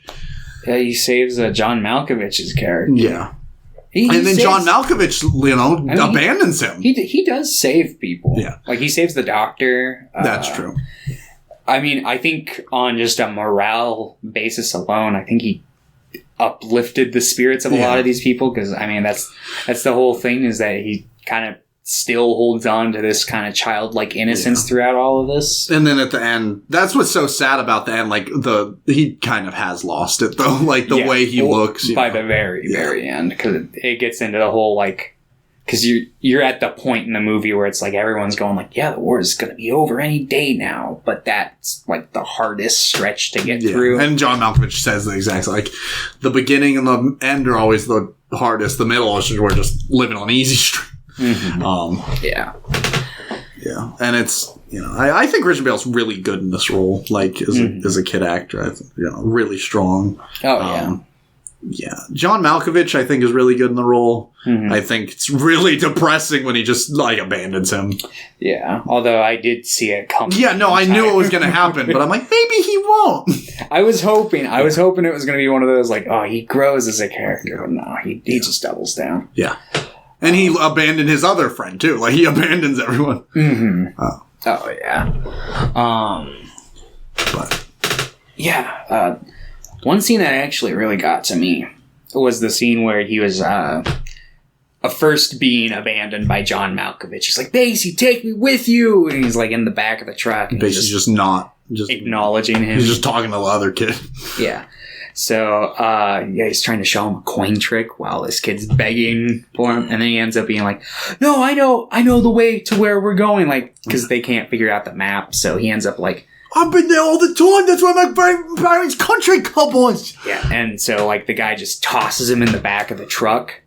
And he like gets back up and he's still got that optimistic like, yeah, we're going, but his fucking forehead is bleeding, and it's just and then he fucking climbs on the side. And he's like, okay, go this way. And he like slaps the guy. Like, what the fuck is? And the guy just looks in complete bewilderment. He's like, did the kid just slap me? Yeah, and then you get to the reveal that it's like, oh no, they're being taken to a labor camp. Yeah, like immediately the second the truck parks, it's like you got guys pulling people out of the back and handing them rocks and pointing like, go that way. And one guy refuses and he gets like whipped with a fucking stick or a gun or whatever the hell they beat him with in that scene. But this movie is pretty good. I like it a lot. Quick synopsis though, it's just like he's a British kid living in like a colony in like Shanghai, like a British colony. There's not like a ton of white people, but there's like, they're all rich. And then they all get, the Japanese invade. They get all sent to like a labor camp, and then he spends like 2 years there or whatever. And then it's just kind of living there, and then he gets out, and then the movie ends. But a lot of people die. Yeah. And he's scarred forever. And he's like, I don't really know how I'll feel about going to school. Yeah, no, he's trying to imagine a relatively normal life after. Yeah, that's like, that's the good luck. Yeah, how do you move on from something like that? You know? Yeah.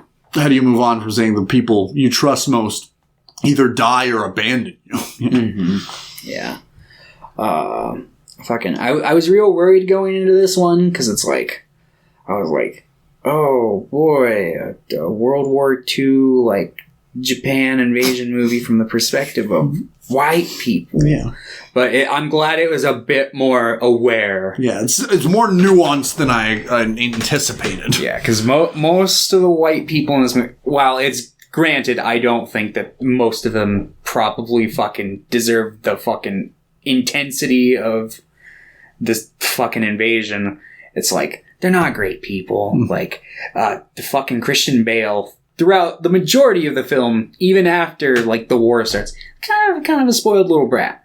And I get that it's probably hard for him to shake that mentality. He probably, his parents, obviously,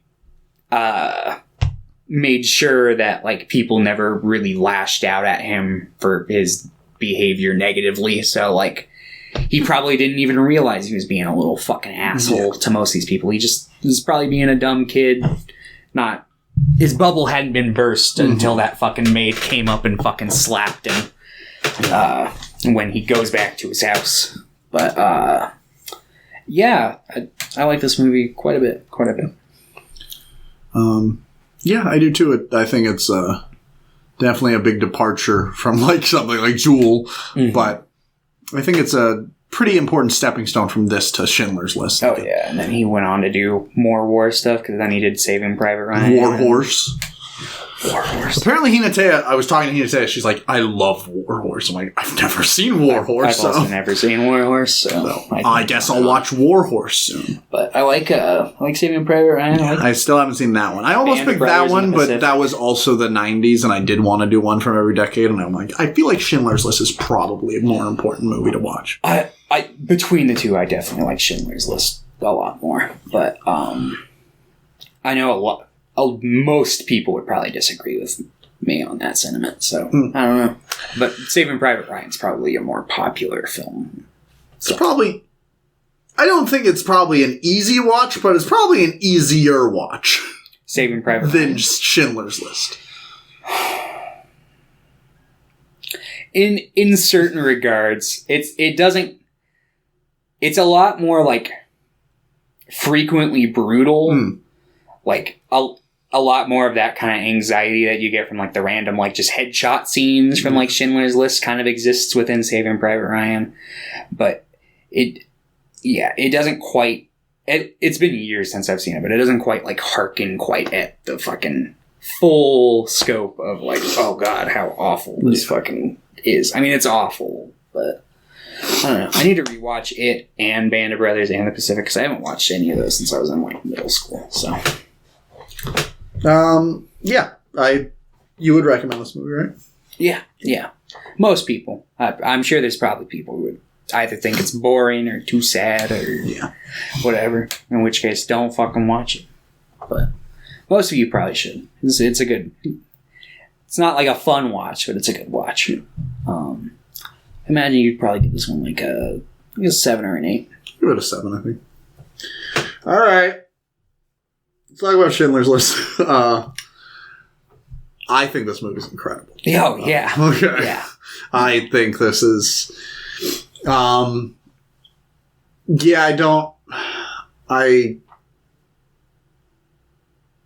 don't really know what to say. Like, I was shocked at how good I thought this movie was. I was like, I was expecting it to be like good, and I'm like, this movie's incredible.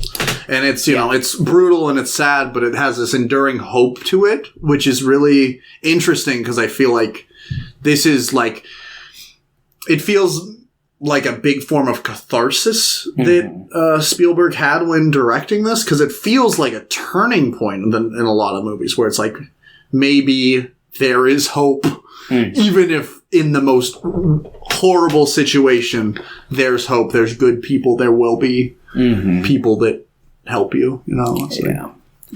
And it's, I really like the core of what this movie's getting about, because I mean, like, when the movie starts, like, Oscar Schindler is not a good character. Yeah, he's like a Nazi. He's profiting off of fucking... He's helping Jewish people in the sense that he's keeping them... He's, like, having them work in his factory because they're so much cheaper than, like, Polish people. Because Polish people are still seen as, like, people, I guess. Yeah. No, he's definitely just exploiting them. And he's, like, you know, having them do all this work. And he's taking all the profit. Yeah. Which eventually circles back around into being a good thing. But at the point at the beginning of the film is not a good thing. But, he basically just is like, I'll take all the money, but you guys can have, like, material. Yeah, he's not even, like, really running day-to-day stuff. It's Ben Kingsley's character, who's exceptional in this movie. Oh, yeah. Holy shit. Like, him, Liam Neeson, holy fuck, is amazing in this movie. Ralph Fiennes, or Fiennes, he's horrifying in this movie, but he's really, really good. Yeah. Everybody in this movie is fucking phenomenal. Like, everyone's giving it their all. I don't think that there's a single performance in the movie that I noticed where I was like, I don't buy it. Yeah. Like, it's all pretty. Even, like, the kids in this movie are pretty convincing. A lot of the background people, like, once you do get into the camps and stuff, like, they do a fucking perfect job at, maybe not a perfect job, but, like, a very good job at replicating just the eeriness and the sadness that you get from looking at a lot of those photos. It's like hard to... I think the first hour of this movie is still like a hard watch, but man, it really just... The brutality is like multiplied by like 50 by like an hour and 15. And I was like, Jesus Christ. And the last 2 hours, I was like, holy fuck. Yeah. Yeah, no, it's a rough watch. There's a lot of stuff in this movie that, like, there are multiple scenes I can think of that just stick out. And it's like, I was sad the whole movie, but the last couple scenes just really fuck me up. Like the scene when they're all like freed, or you know, the war's over, and he's like breaking down. He's like, I could have sold my car. Yeah. That's 10 people right there, and that's like, you know, him calling like that you're a person, like, because a lot of the time Jewish people in like this movie are just referred to as rats or cockroaches or, you know, like that. And like even him like being like, that's a person. The way he like changes his view or his treatment of Jewish people throughout the movie, it was like, yeah. And he's just focusing on like, he's just like, I could have done more. And the line where Ben Kingsley's like, there will be generations because of you. I'm just like, whoa! Yeah. Like, and then the thing, you can, like, there are movies that I think have the end script where it's like, and then after this, these things happen that don't work. I think this movie is amplified by those things. Mm-hmm. It, keeps those messages of hope, of helping others. Like, it amplifies those. Like, mm-hmm. the scene where everyone is walking over that hill and then it transitions to the real people. Mm-hmm. Thinking about it, I feel like I'm about to start crying. Like, that was, and then them all like holding hands with their actors and going up to the Oscar Schindler's grave and putting the rocks on that. I'm like, holy mm-hmm. Jesus fuck. And I was just crying so much. Yeah. Like, it's such a powerful, like, visual, and it's just really, really sad. No, it is. Yeah. And it's so depressing that movies like this continue to be needed so much. Because it's like Kanye. Yeah, Kanye's the big example recently. He's literally today he was like, Hitler. He said that Hitler didn't kill 6 million Jews. Like, he's legitimately said that. Yeah. It was one thing. He said, yeah, I like Hitler. Yeah, he didn't personally do it, so therefore he didn't do it. Is that the logic? But then, or he's just denying that many people died, which both of them are horribly dangerous things. Yeah. But then he's saying things like Hitler invented highways.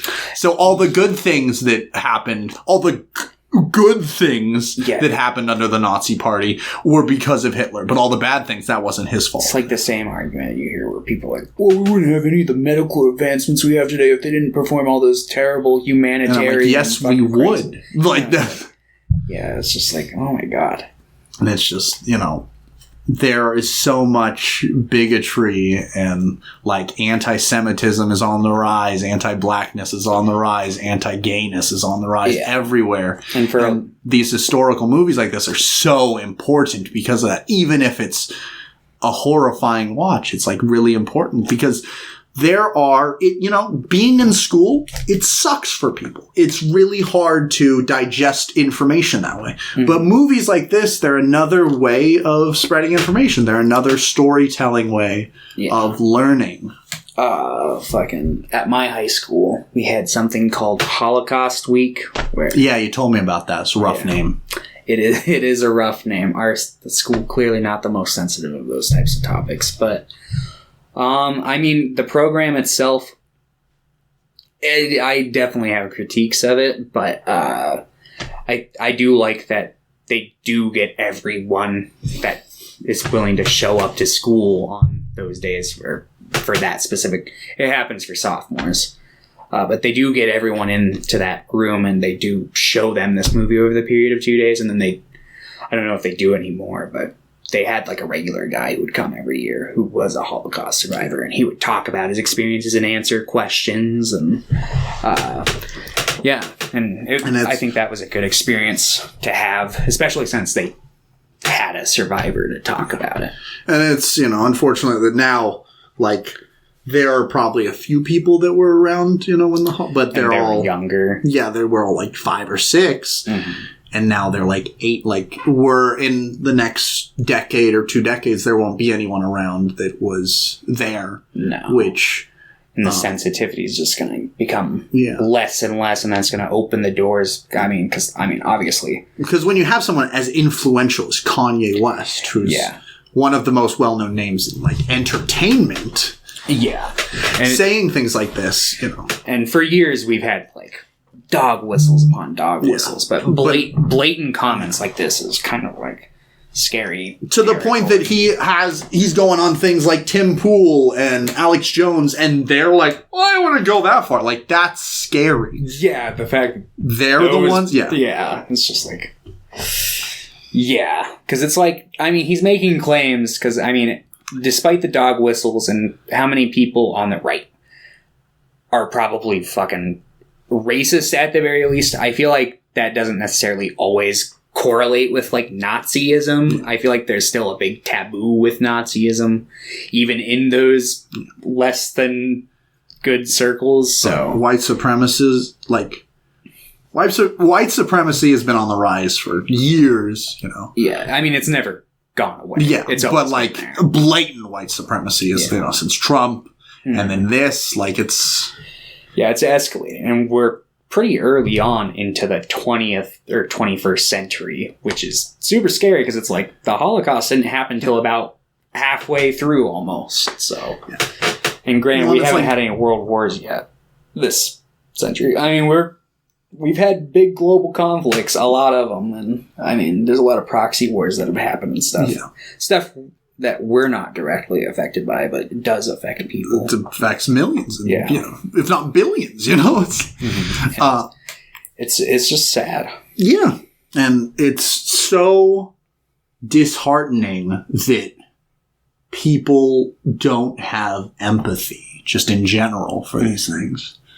And it's because we don't, like, our education system has failed so many people. Yeah. And people that are this influential are saying these horrible, horrible things. And it's like, it's why it's so annoying that things like, yes, Twitter finally suspended Kanye's account again. But things like free speech for all with a multi-billion-dollar company, that's not... You can deplatform people. That's not getting rid of their free speech. It's a private company. Like you have to be like able to promote good voices that will be like, hey, maybe don't be racist. Hey, maybe support other people. No, I definitely think that it's important to kind of take that into consideration. And I know that there is like a slippery slope when it comes to like censoring those people, because it's like the same fucking tools that they use to censor those people can equally. I mean, we've seen it with Elon Musk. I mean, so many like leftist accounts are being censored. Like and it's ridiculous. Like, oh, cool, but you cannot until he posts a swastika. Then he's banned. But everything he said before was fine. Yeah, it's just like, it's, and the fact that Elon Musk, it's just such a win, but. But it's like, it's, these people have such an influence on younger people. Like, think about Andrew Tate, like, and everything. He was this big influencer. Yeah, I remember hearing his name. I was just not familiar with him. He's a misogynist. Like, he actively seems like he hates women. Mm-hmm. He views them as like property, as objects, and he was changing how young men thought about women. And he was deplatformed on most things.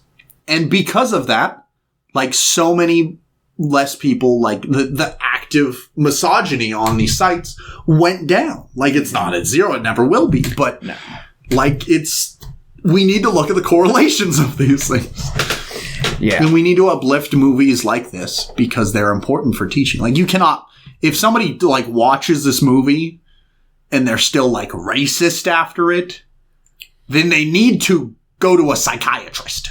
Yes. Because there's a lot of internal, like, dealings they have to work through. Because we're all, we were born into a racist world. We're all affected by these, like, racist infrastructures and ideas that are in, like, the Constitution, in our bills, in the people we talk to. We're all indoctrinated into this culture, and we all have to, kind of work against that. What do you mean? I'm not racist. My best friend's black. I'm sorry. This sounds a lot like CRT.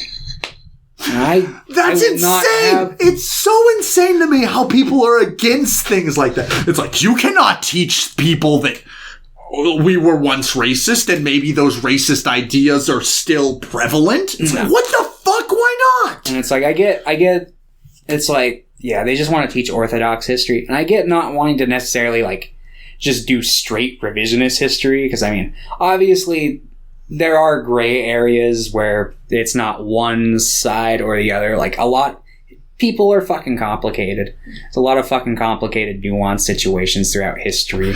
But I don't think there's anything wrong with going like, hey, these people were slave owners. Like, let's talk. Definitely. And that's most of critical race theory. It's just like, hey, we can look at the founding fathers. We can say these guys were racist. Oh. There's not anything wrong. Yeah, no, and that's pretty much as far as critical race theory goes. But people like to imagine the world where it's like, critical race theory, it simply teaches that all white people are evil.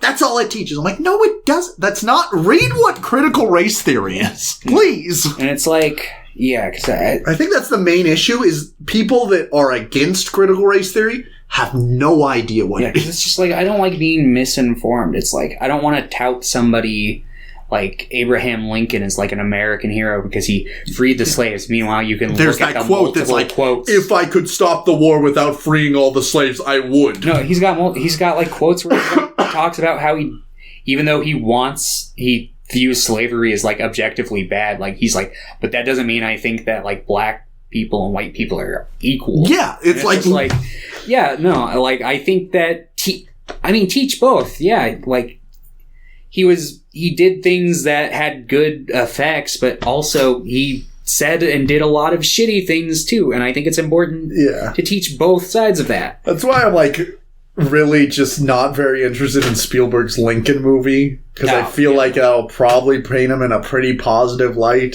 And it's just like, you can do movies about people that don't just paint them in positive lights like that. Mm-hmm. Yeah. It's like, there's so many like newer Obama movies and stuff. I'm like, fuck you. Because they're just like, this guy's the greatest. I'm like, are you sure? Like, we can be critical. Let's be critical of our leaders. Let's be critical of the people around us. Mm-hmm. No, definitely. Like, we can still view them as, yeah, this guy was probably one of our best presidents. That doesn't mean he was a good person. Yeah, now, like, I think FDR was probably one of the best presidents we had. But he also did racist. Japanese internment. Also, not good. Not a good dude. Yeah, and there's other things he did where we almost had like a fucking like 4-day work week, and then like he like backed out at like the last second, and it's like, yeah, there's, I don't know. Yeah. Anyway, back to Schindler's List. Incredible movie. I think the score is exceptional. I think it looks fantastic. Mm-hmm. I love the black and white imagery. It makes everything so bleak and dreary. Yeah. And it was bleak and dreary. And yeah, pretty much every performance is just exceptional. Yeah, this movie's just firing on all cylinders. Yeah. And it feels like such a personal film on such a grand scale. Mm-hmm. I love this movie. I don't know when the next time I'll watch it is, but yeah, it's like an important movie to watch. If I had kids, I would make sure they watch this movie. I think it's an important for not just Americans to watch, like for everyone to watch, because this isn't something. It's world history. Yeah, it's world history. And there are so many movies that I think we haven't seen that are probably just as important for other events in the world that we don't know about or that we are unfamiliar with on a grand scale. That's why like a good example of a movie that I felt like did a good job with that was fucking The Insult. Like The Insult, yeah. Yeah. Well, I knew that there was obviously conflict between like the fucking Palestinians and the fucking... Oh, God, I'm just having a brain fart. Israel? Yes. Thank you. I didn't, like, have a lot of the context of that. Don't mess with the Zohan, also. Just kidding, don't watch that movie. Pretty rough, pretty rough. Even things like Swing Kids, definitely a weird, like, tonally weird movie, but I think that movie's really good. And Taxi Driver. Like, but it's interesting because I do think South Korea as a government really wants to promote movies like that because they're like, remember when we were bad? I'm like, that was 35 years ago. And you're not doing great either right now. Like, people are not happy with a lot of the government in South Korea. Mm-hmm. But it's interesting because they'll let movies like that because it kind of distances themselves from that. But yeah, I think movies like A Taxi Driver, The Attorney or whatever, like all these movies talking about like Gwangju or whatever that place is called, like those riots, that period of time, like they're important. Mm-hmm. And it's important like for directors like that and actors like that. That's why I'm so glad like Parasite did win an Oscar, because people start watching more Bong Joon-ho movies. People start watching more Song Kang-ho movies. And Song Kang-ho's been in so many of those movies. Yeah. And he's so good. Yeah. Oh, man. What's... The Broker or whatever, I think, is coming out pretty soon on wide release, which is the Koreeda movie with him in it, which I'm very excited for. What's the one... It's the one where he's the North Korean, like, border guard. What's it called? That one was really good. I really like that one. Fucking, like, all security... it was like something like that. Joint Security. Yeah, Joint Agency? Security. Yeah, it was like JSA because it was like. Yeah, I think it was Joint Security Area. There it is. Yeah. Yes. Fucking. But yeah, Schindler's List. This is probably what I view as like Spielberg's best work. Yeah, like The Fabelmans might be more important to me, like on a emotional relatable level, but like this is one that I'm like, this is something everyone should see. Yeah. No, definitely. Yeah, it's incredible. So,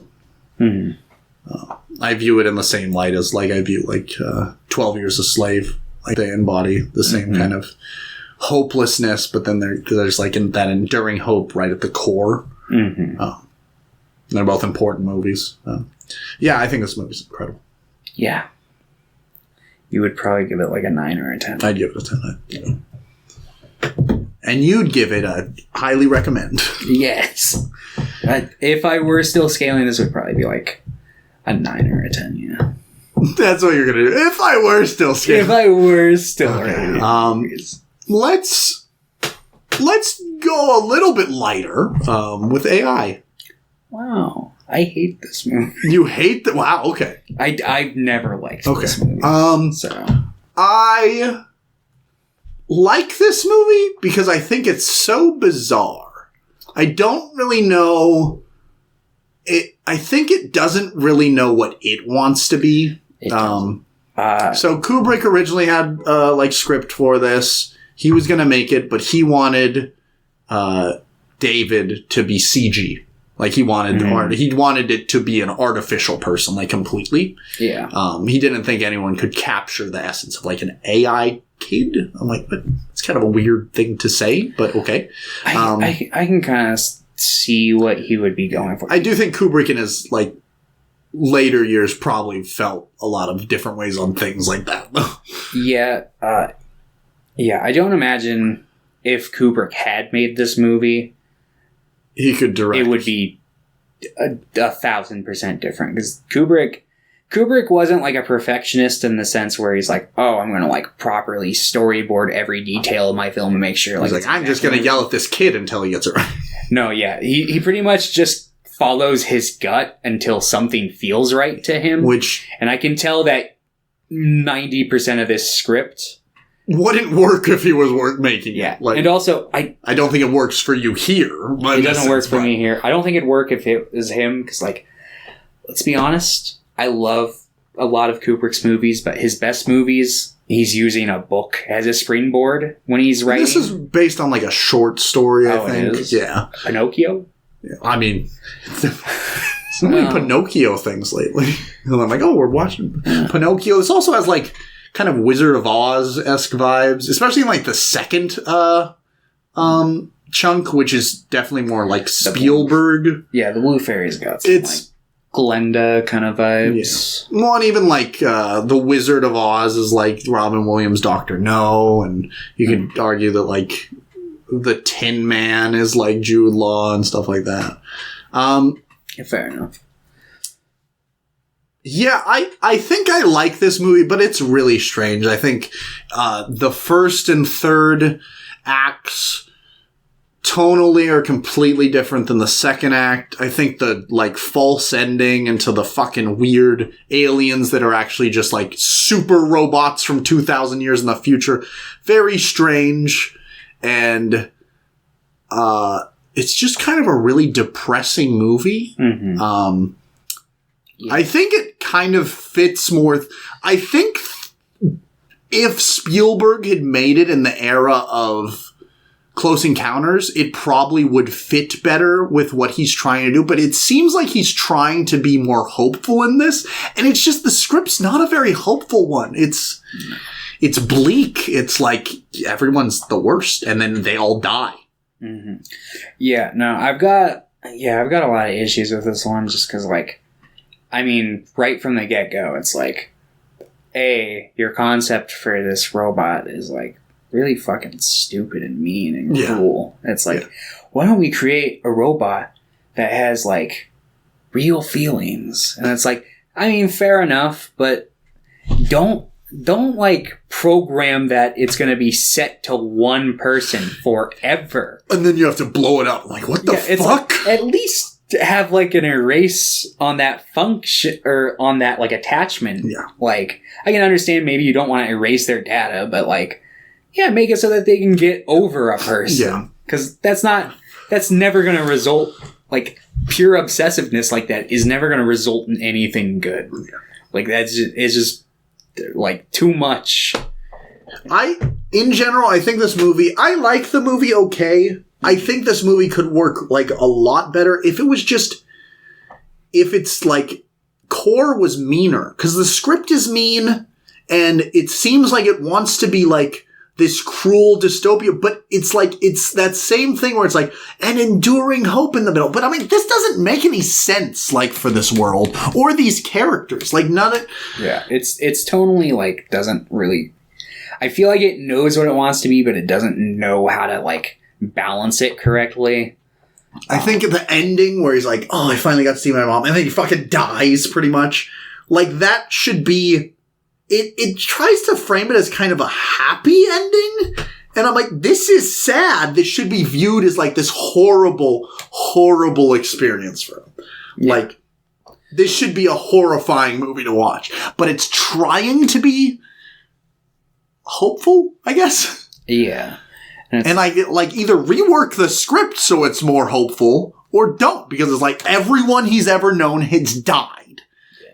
I've just got some technical issues with it. Like, okay, he dies there. Cool. I get, maybe it was like a fucking, like, programming, like, I've met my goal. Yeah. I'm gonna just give up now kind of a thing. But, like, becomes a real boy. I don't. He's 2,000 years old, so he explodes. Care how advanced the human tech in this movie is supposed to be. Nothing's gonna fucking sit under a goddamn ocean of ice for 2,000 years. A robot.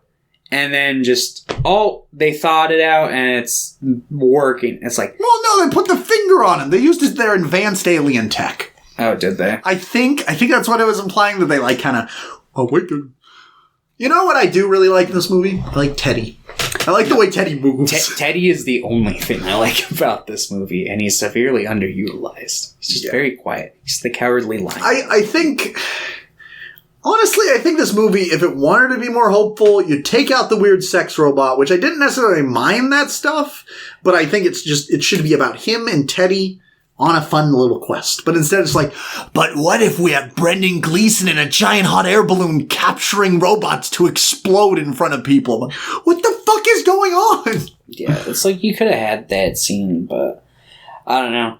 Like, maybe he got, like, I guess because he's a stupid little kid and he can't get around without fucking Jude Law's sex robot, which, by the way, if I live in the future and they have sex robots, I'm going to get a personal one for at home. I'm not going to go fucking sleep with a robot prostitute in a motel.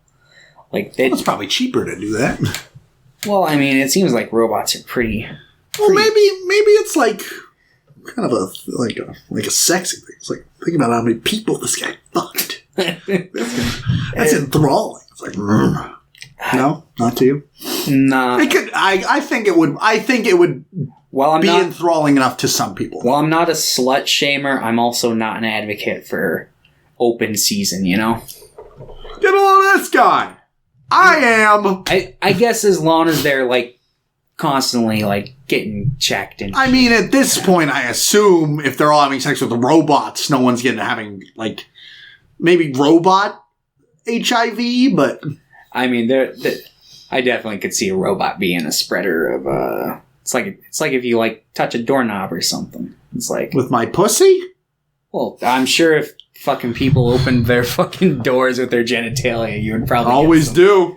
Anyone who has an STD, you get that on your hand, go home, make a hot dog. Eat a hot dog, get gonorrhea in your gut. But, yeah,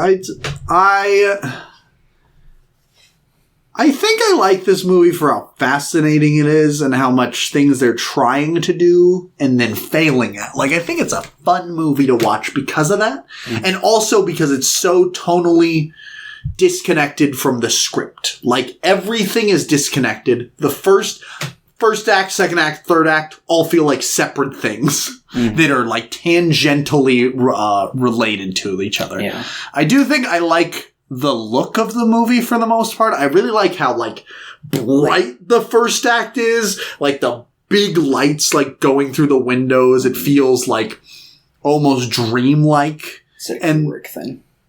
Yeah. He would light through the windows in a lot of his movies. And then Spielberg seems like he wants to like do good by his friend or I don't know if they were friends or not. They were friends. Actually, which is really weird because I feel like Spielberg, they're like completely different people, I think. Yeah. Surprise.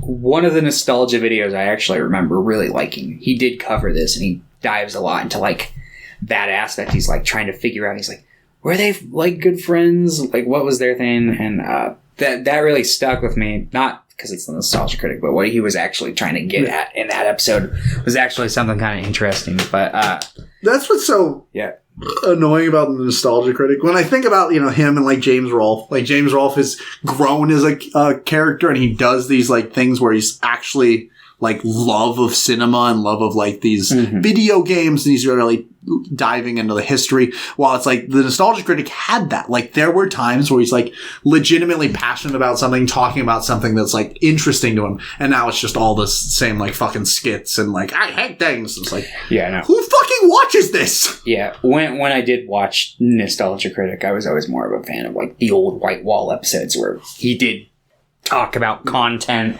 as opposed to just, woo, let me distract you, woo, bah, bah, bah, bah, bah. I'm the nostalgia critic. I remember it, so you don't have to. Yeah, but he gets into that whole, like, dichotomy, and he's like, well, and he comes to the conclusion that, like, he thinks that, like, deep down, like, Kubrick, while he makes these very, like, accessible mainstream movies, always kind of wanted to push himself and maybe make, like, a Kubrick style Spielberg. film.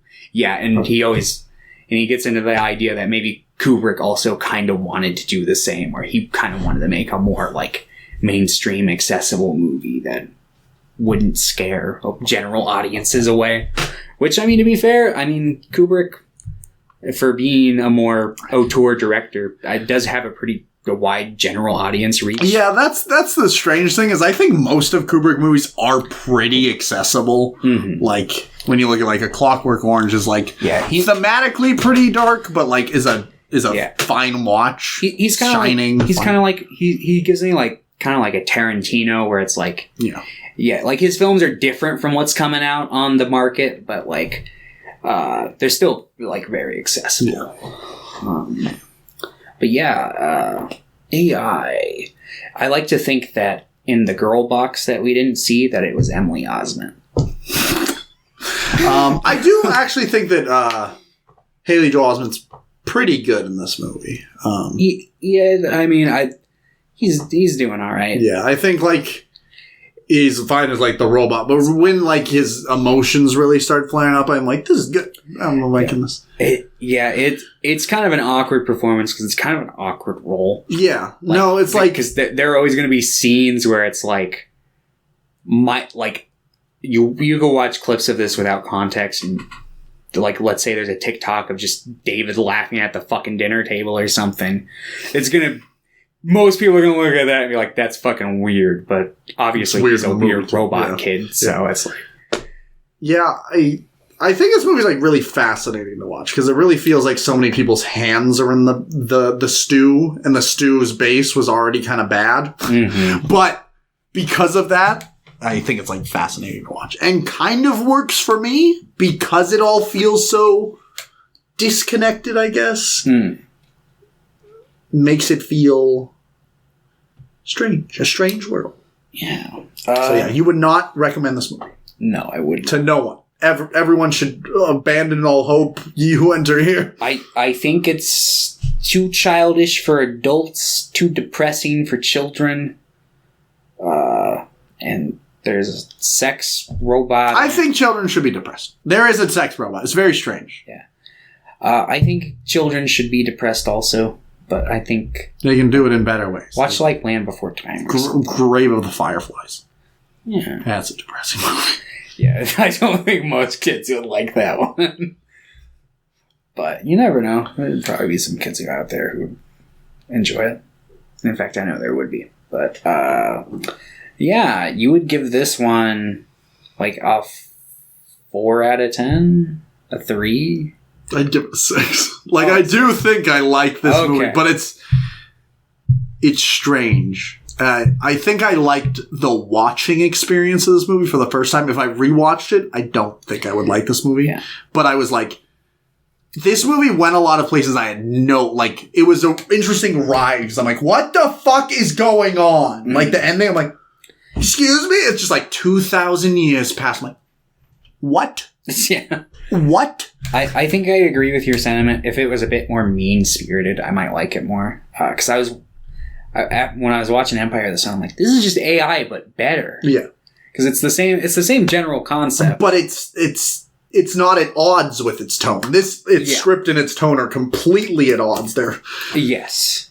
But I think that crash kind of makes this a fascinating watch, at least for me, at least first watch. If I rewatched it, maybe I'd feel the same. Yeah. And I also think while the script and the movie are at clashing, I think the script clashes with itself a lot. Yeah, no, that's true. So it's like script, tone. It's just, and that fiery pit of disaster is where I'm down. Oh God! No, not again!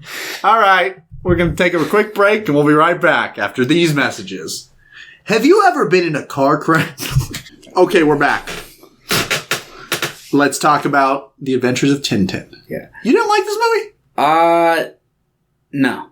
I think this movie rules. I almost like this movie. I really like what this movie's trying to be, and I think it just didn't land the execution for me. Because it's like, because I love One Piece and I love Lupin, and it's got kind of like the same kind of sense of humor. And there are definitely bits in the movie that I do like. Like, I laughed at like the fucking Interpol guys a couple times.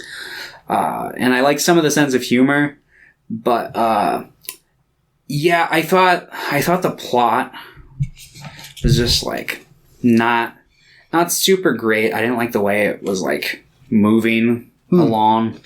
It just kind of felt like it was just like, it didn't feel like natural. It just kind of felt like scene, plot beat, scene, plot beat, scene, plot beat. It didn't feel very organic to me in any sort of a sense. And also, I don't like the character designs. I think I would have preferred this movie had they... Because I actually do like the Tintin character designs of like the cartoon in the comics. Even though I'm not really familiar with Tintin as a character, I have seen his design over the years. I don't like the movie design though. Okay. I really like the design, so I think most of the like things that are at odds, I just kind of disagree with most of what you just said, which is fine. But like the plot beats, I don't know, they all felt like mini adventure books that I'd read. And then I'd move on to the next one and be like this big, like 6-book arc I'd read like when I was a kid, and I'd love it. And it feels like each one is a mini adventure in this movie, and they're all kind of like connected into this big grandiose thing. So I thought it worked pretty well for me. I do think occasionally it slips up in how it wants to transition to the next little adventure, but in general, I like it. I like pretty much all the character designs in this. I also think the movie looks really good for the most part. I like a lot of like the background and the location. I think shadows are like for being like 11 years old and like a CG animated. I think it looks pretty great. I think some of the hair is kind of bad, and I think sometimes when the action's really pumping that you can see like the age of it. But in general, I think the movie looks good. And yeah, I really enjoyed this movie. I think it's like fun and pulpy and like captures like the essence. I've read a little bit of Tintin. Mm-hmm. I think it like captures the essence of Tintin while like kind of bringing it into a modern lens. Even though it's like still dated then, it's not like as racist. Yeah, I wish they had done a little more in introducing Tintin to new audiences. Yeah, it's kind of just like, he exists! Yeah, around like the 40-minute mark, he's like, I'm searching for a story. I'm like, is he a journalist? I don't know what Tintin is. Is he a detective? Oh, you see it on his, it says journalist right on his like door. Oh, does it? Yeah. I feel like a lot of the beats on like connecting Tintin are visual though, which I think is an interesting choice because like, kids need to be told things, and this is, like, a family... Apparently I need to be told things. Apparently so. I missed that. There's a lot of, like, visual cues in this movie that I don't... I think this movie is good. I really like this movie, but it's definitely, like, an interesting take on, like, a family film because... Mm-hmm. It's kind of brutal. It's like there's a lot of death, a lot of guns, a lot of sword play. There's not like blood, but just a lot of implied brutality. Yeah. Like I said, I really enjoy this movie. I really like the action set pieces. I like the chase scene. Mm-hmm. I like the main character of Tintin, and I like his Andy Serkis's character. I don't remember his name. Dennis, not Dennis. Captain Braddock? Yeah, I think that's it. It's Braddock. Oh.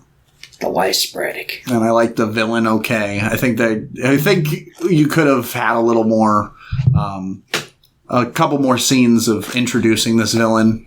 Yeah, I didn't much care for the villain for this. He was very by the numbers to me. I think I might just like...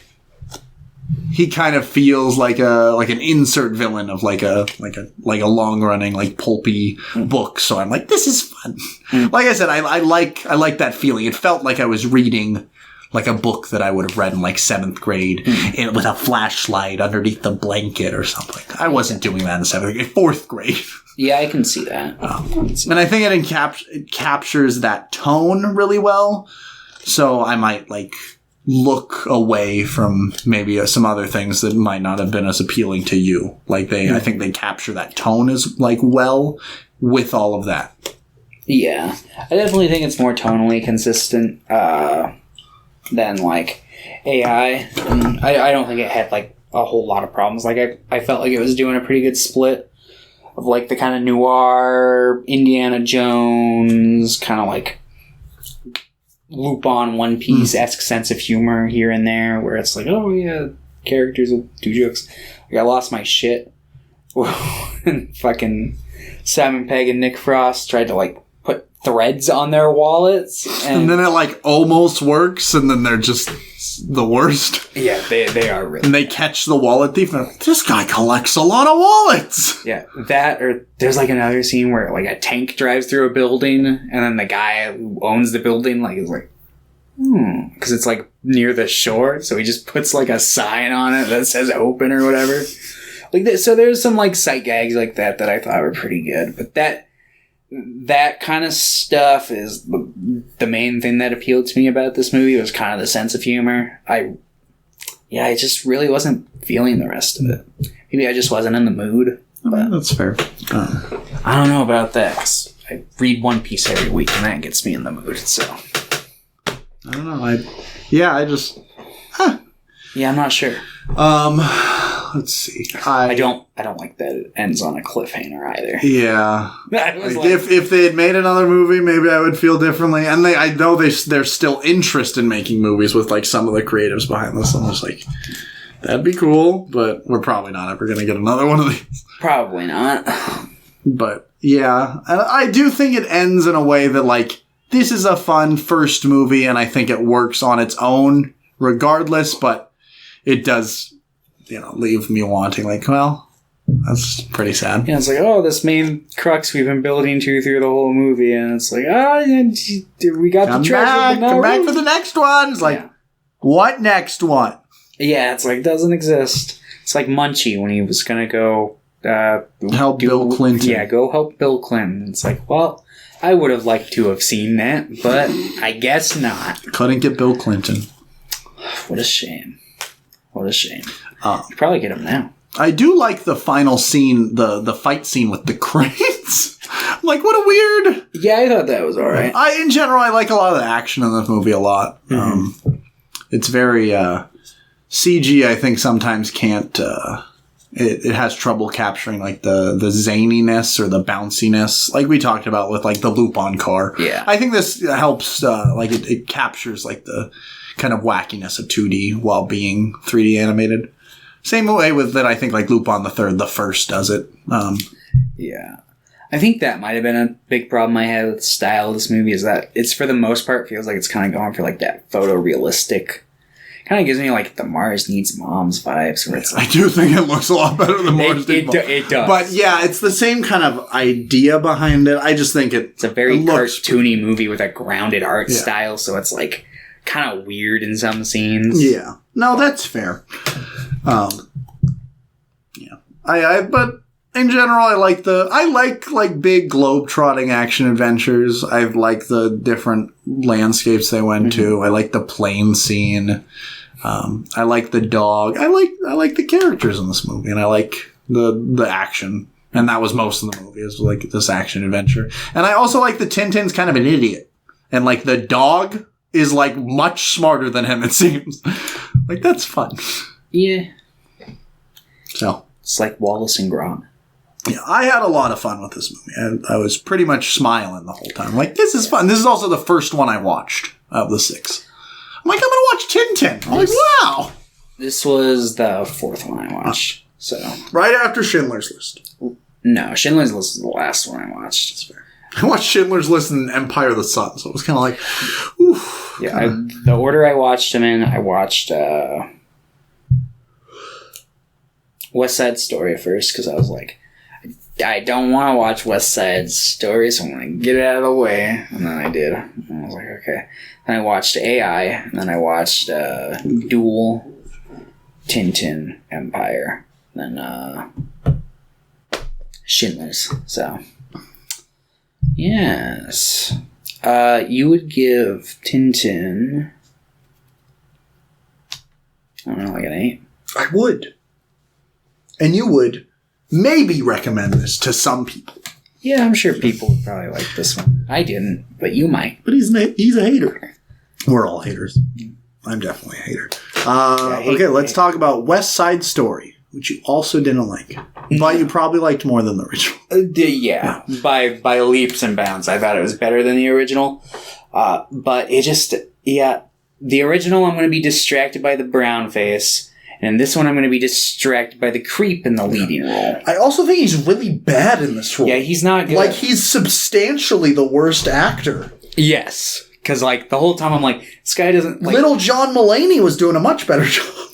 That guy, he sounds like he's doing a John Mulaney joke the whole time. Are you talking about the Mercutio guy? Or not Mercutio? What's his fucking...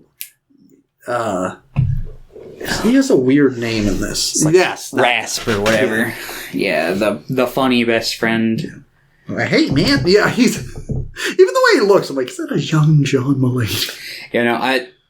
Yeah, I really liked his character. There's and he's also like he's like a professional dancer and Broadway actor. I'm like, I could tell. Really doing it a lot. Riff, that was the name. Riff, yeah. Fucking, I thought a lot of, like, the background guys probably could have done a better job as the main character, because, he did not... He doesn't have any presence. Like, and I don't... Yeah, exactly. I think Ansel Elgort, despite, he's a bad guy, I don't really want to see him in anything, but in the past, he has been good in things, so I'm just like, what happened? Because he's not convincing as a lead, and he's not convincing as, like, a romantic interest. Yeah. I think all controversy aside, let's pretend we live in a world where that just didn't exist for sake of this argument. I would still be saying he's bad in this role. Yes, because it's like, because he doesn't strike me as the leader type. Yeah. Like, because I think literally you just switch the two. Like, I think Riff, he's kind of got like a big nasally voice, but I think he like fits the role of Tony more. Yeah. They needed somebody tall. Because there's that one line where she's so tall. You're so tall. I was like, is that Riff's decently tall. It's fine. I don't know. He kind of gave me short guy energy. Let's check how tall he is. I'm sure he's probably way taller than me, and then I'm going to be like, on the screen, he looks short. But maybe not. He's 6 foot. Well, apparently, that's not very tall, according to the world of people taller than me, so I don't know. Fucking 5'8" is tall to me, so... I'm a foot taller than that. Wow! Yeah, it's just like... I think Rachel Zegler... She plays Maria. I think she's really good. Like, she's really trying here. Yeah. And it's like she's fucking talking to a wall, though. Yeah. I think his singing voice is okay. At certain moments. But I think most of his songs are the worst ones because he's got no presence when he's singing, too. Yeah, when he was like, be cool, I was like, he doesn't have, like, any of, like... Not necessarily the range, but like the scope of emotion and like softness that he needs to like really portray that song correctly. And the thing is, Sondheim lyrics really are like all over the place. They're up and down. They're really fast and like they're switches. Mm-hmm. He can't do that. So it just feels kind of the same tone through his songs. And the tone doesn't really fit with the lyrics. Yeah. Well, I think everyone else is like, I'm in Sondheim. And he's like, hello. Yeah. It just doesn't fit. I think I like this movie because I think everything else is kind of firing on those cylinders. I think it looks fantastic. Yeah. I think most of the performances are great besides his. Like, I think if he was disconnected from the movie, if he had a different lead, I'd probably be like, this is like an 8 out of 10 movie. But because he's in so many scenes, I'm just like... kind of yikes for most of it, but it still looks great. I like the music in this a lot. I don't know what it is. I think the music in this is better than the original, even though they're mostly the same songs. Just like the presentation of it. It's new choreography, and I think the choreography is fantastic. And I like dance breaks in musicals, like if they're implemented well. Like, yeah, I like the choreography in this, although I do have a bit of a problem with the way it's shot. Because instead of doing like wide shots or like above shots, it's a lot of like trying to get up and close and personal with the choreography. So then it'll cut in between some of the moves, and I felt that really ruined the flow of a lot of the dances. I watched a special on Disney Plus called The Hip Hop Nutcracker. Like a week ago, and it was horrendous. Not because the dancing was fine. I didn't really like the hip hop remixes of the Nutcracker songs. Like, I didn't think they really fit very well. But the worst part was the camera work was so like jarring and didn't flow well. And I think West Side Story in general, I didn't have as big of an issue with that one. I think most of the time it flows pretty well. I think it can, like the way it's edited can flow if it's like up close and personal. It just has to flow well. Yeah. I don't even think that was like... But there were like 2 songs. Yeah, there were like a couple of songs. Yeah. I'm like, this doesn't... It's blocky. It's not like... The one where it stuck out to me the most was definitely the gun battle where they're... Stay cool. Yeah. I do think it works pretty well when they're talking about... I can't remember what the song's about, but...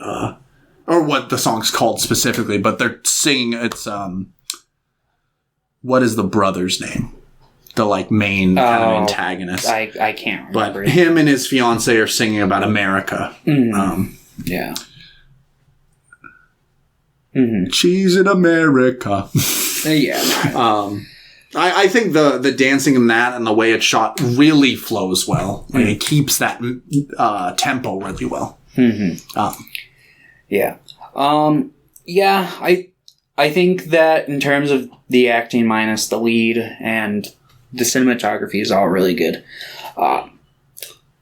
not a fan of the musical, though. I respect any musical that even tries to, like, cover racial topics. I'll at least kind of be like, all right, at least they kind of tried. Yeah.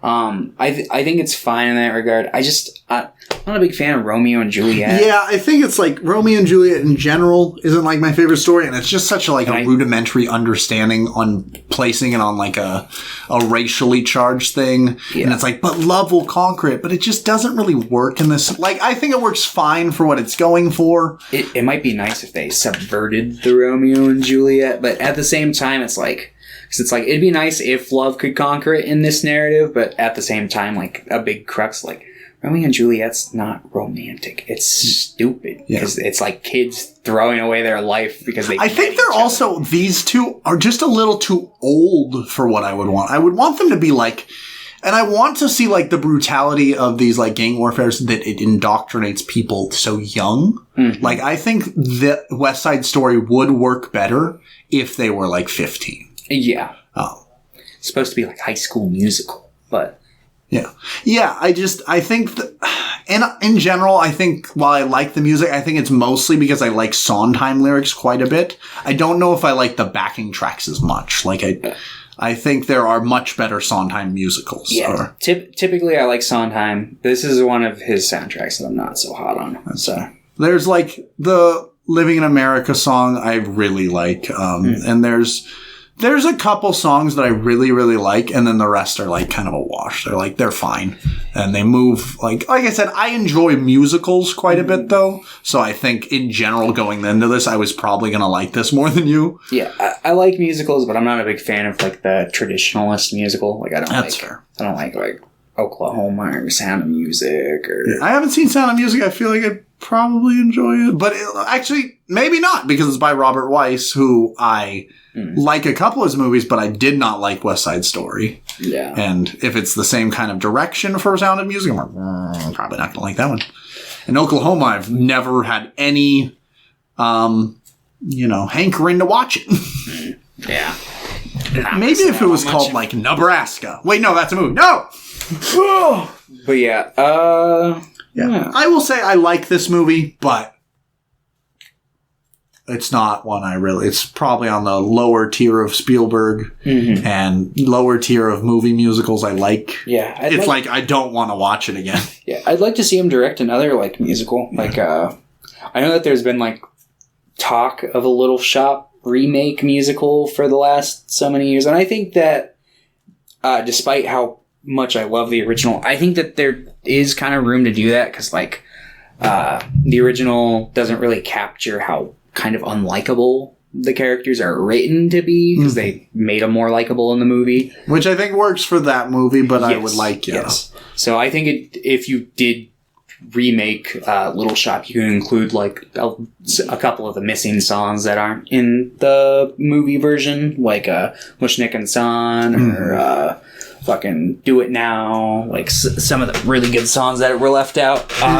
If he was going to do a Sondheim musical, I wish he had done Company. I think Company could make a great movie. Yeah, I still need to watch, like, I want to watch that one that's got fucking, like, Stephen Colbert in it. I've seen the one with Neil Patrick Harris. I think that might be the one with Stephen Colbert. Okay. It's good. It's just, it has so much potential, and I really like the smaller scale of it. And if he was, I think, if Noah Baumbach's not going to do it, because he said, we were thinking about maybe making it like before they made Marriage Story. I think Spielberg could do it. And I think he should cast Adam Driver in that main role. I think Adam Driver would be so good in that main role too. Yeah. It'd be nice. But yeah, in general, I like this movie. Out of the movies we watched today, it's probably my second least favorite. Like, it's probably AI and then this and then everything else. But I might put this one above Tintin, personally. Yeah. It's like, I enjoyed it. If you like West Side Story, I think you should watch this movie because I think it's just better West Side Story. Also, I've seen some discourse in the last couple weeks, especially with his new movie out. A lot of people saying that this remake is unnecessary. And I gotta say, have you seen the original? This remake is very necessary.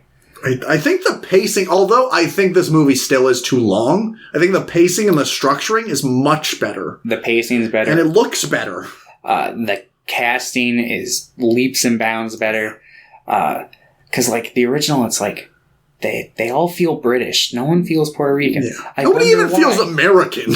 Yeah. Even the American actors don't really feel American. Yeah, it's got that old, like, fucking, like, kind of the Blob quality where it's just, like, every character is just very plank of wood.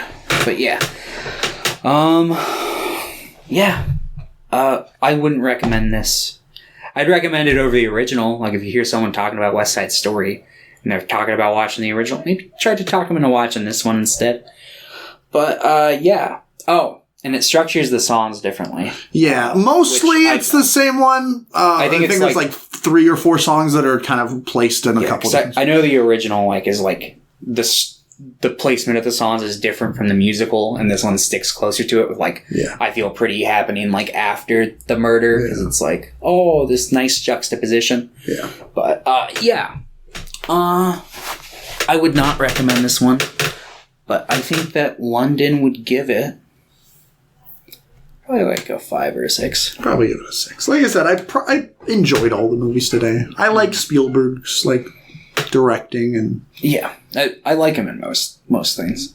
He's not perfect, and he's made a lot of movies, so naturally not all of them are going to hit for me. But in general, I don't know if there's anything that I've watched of his that I, like, have disliked so far. I'm sure there are some that I would dislike, but I've been pretty lucky that even the ones that don't necessarily, like, hit too much, I'm like, this is good enough. Mm-hmm. Which is fine, you know.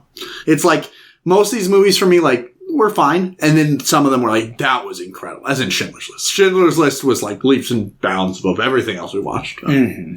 Yeah. Because it's like better than most things we've watched for the podcast. Yeah. I mean, statistically, yeah. Probably in the top 30 things we've watched. Oh, I'd probably... I mean, we've watched almost 500 movies for the podcast. Yeah, but I don't know how many I would consider up in, like, that top tier epsilon. Gotta be El Topo. You'd probably put up there. El Topo would probably... El Topo... Let's rank every movie we've watched. El Topo would probably be in, like, my... not my S, but my A. Used to be in your S. When you first watched it. When I first watched it, it was an S, but my palate's... Ruminating on it, yeah. Ruminating. I haven't rewatched it. Maybe if I rewatched it, I would be like, oh, fuck, I remember why I really liked this. Yeah. But we did it. We watched Spielberg, and I had a good time. Yeah. Spielberg is a good director. Yeah. I was almost going to pick the Indiana Jones movies, like one of the first ones, but I'm like, we'll probably just cover, like, the 4 that are out right before, like, 5 comes out or something. Or just wait till 5's out. Yeah. So I'm like, I'll just wait. But yeah. I felt the same way. I'm like, I don't really want to pick Jurassic Park because we'll probably eventually watch those or something. Probably. But yes. All right. All right, Thomas. What are we watching next week?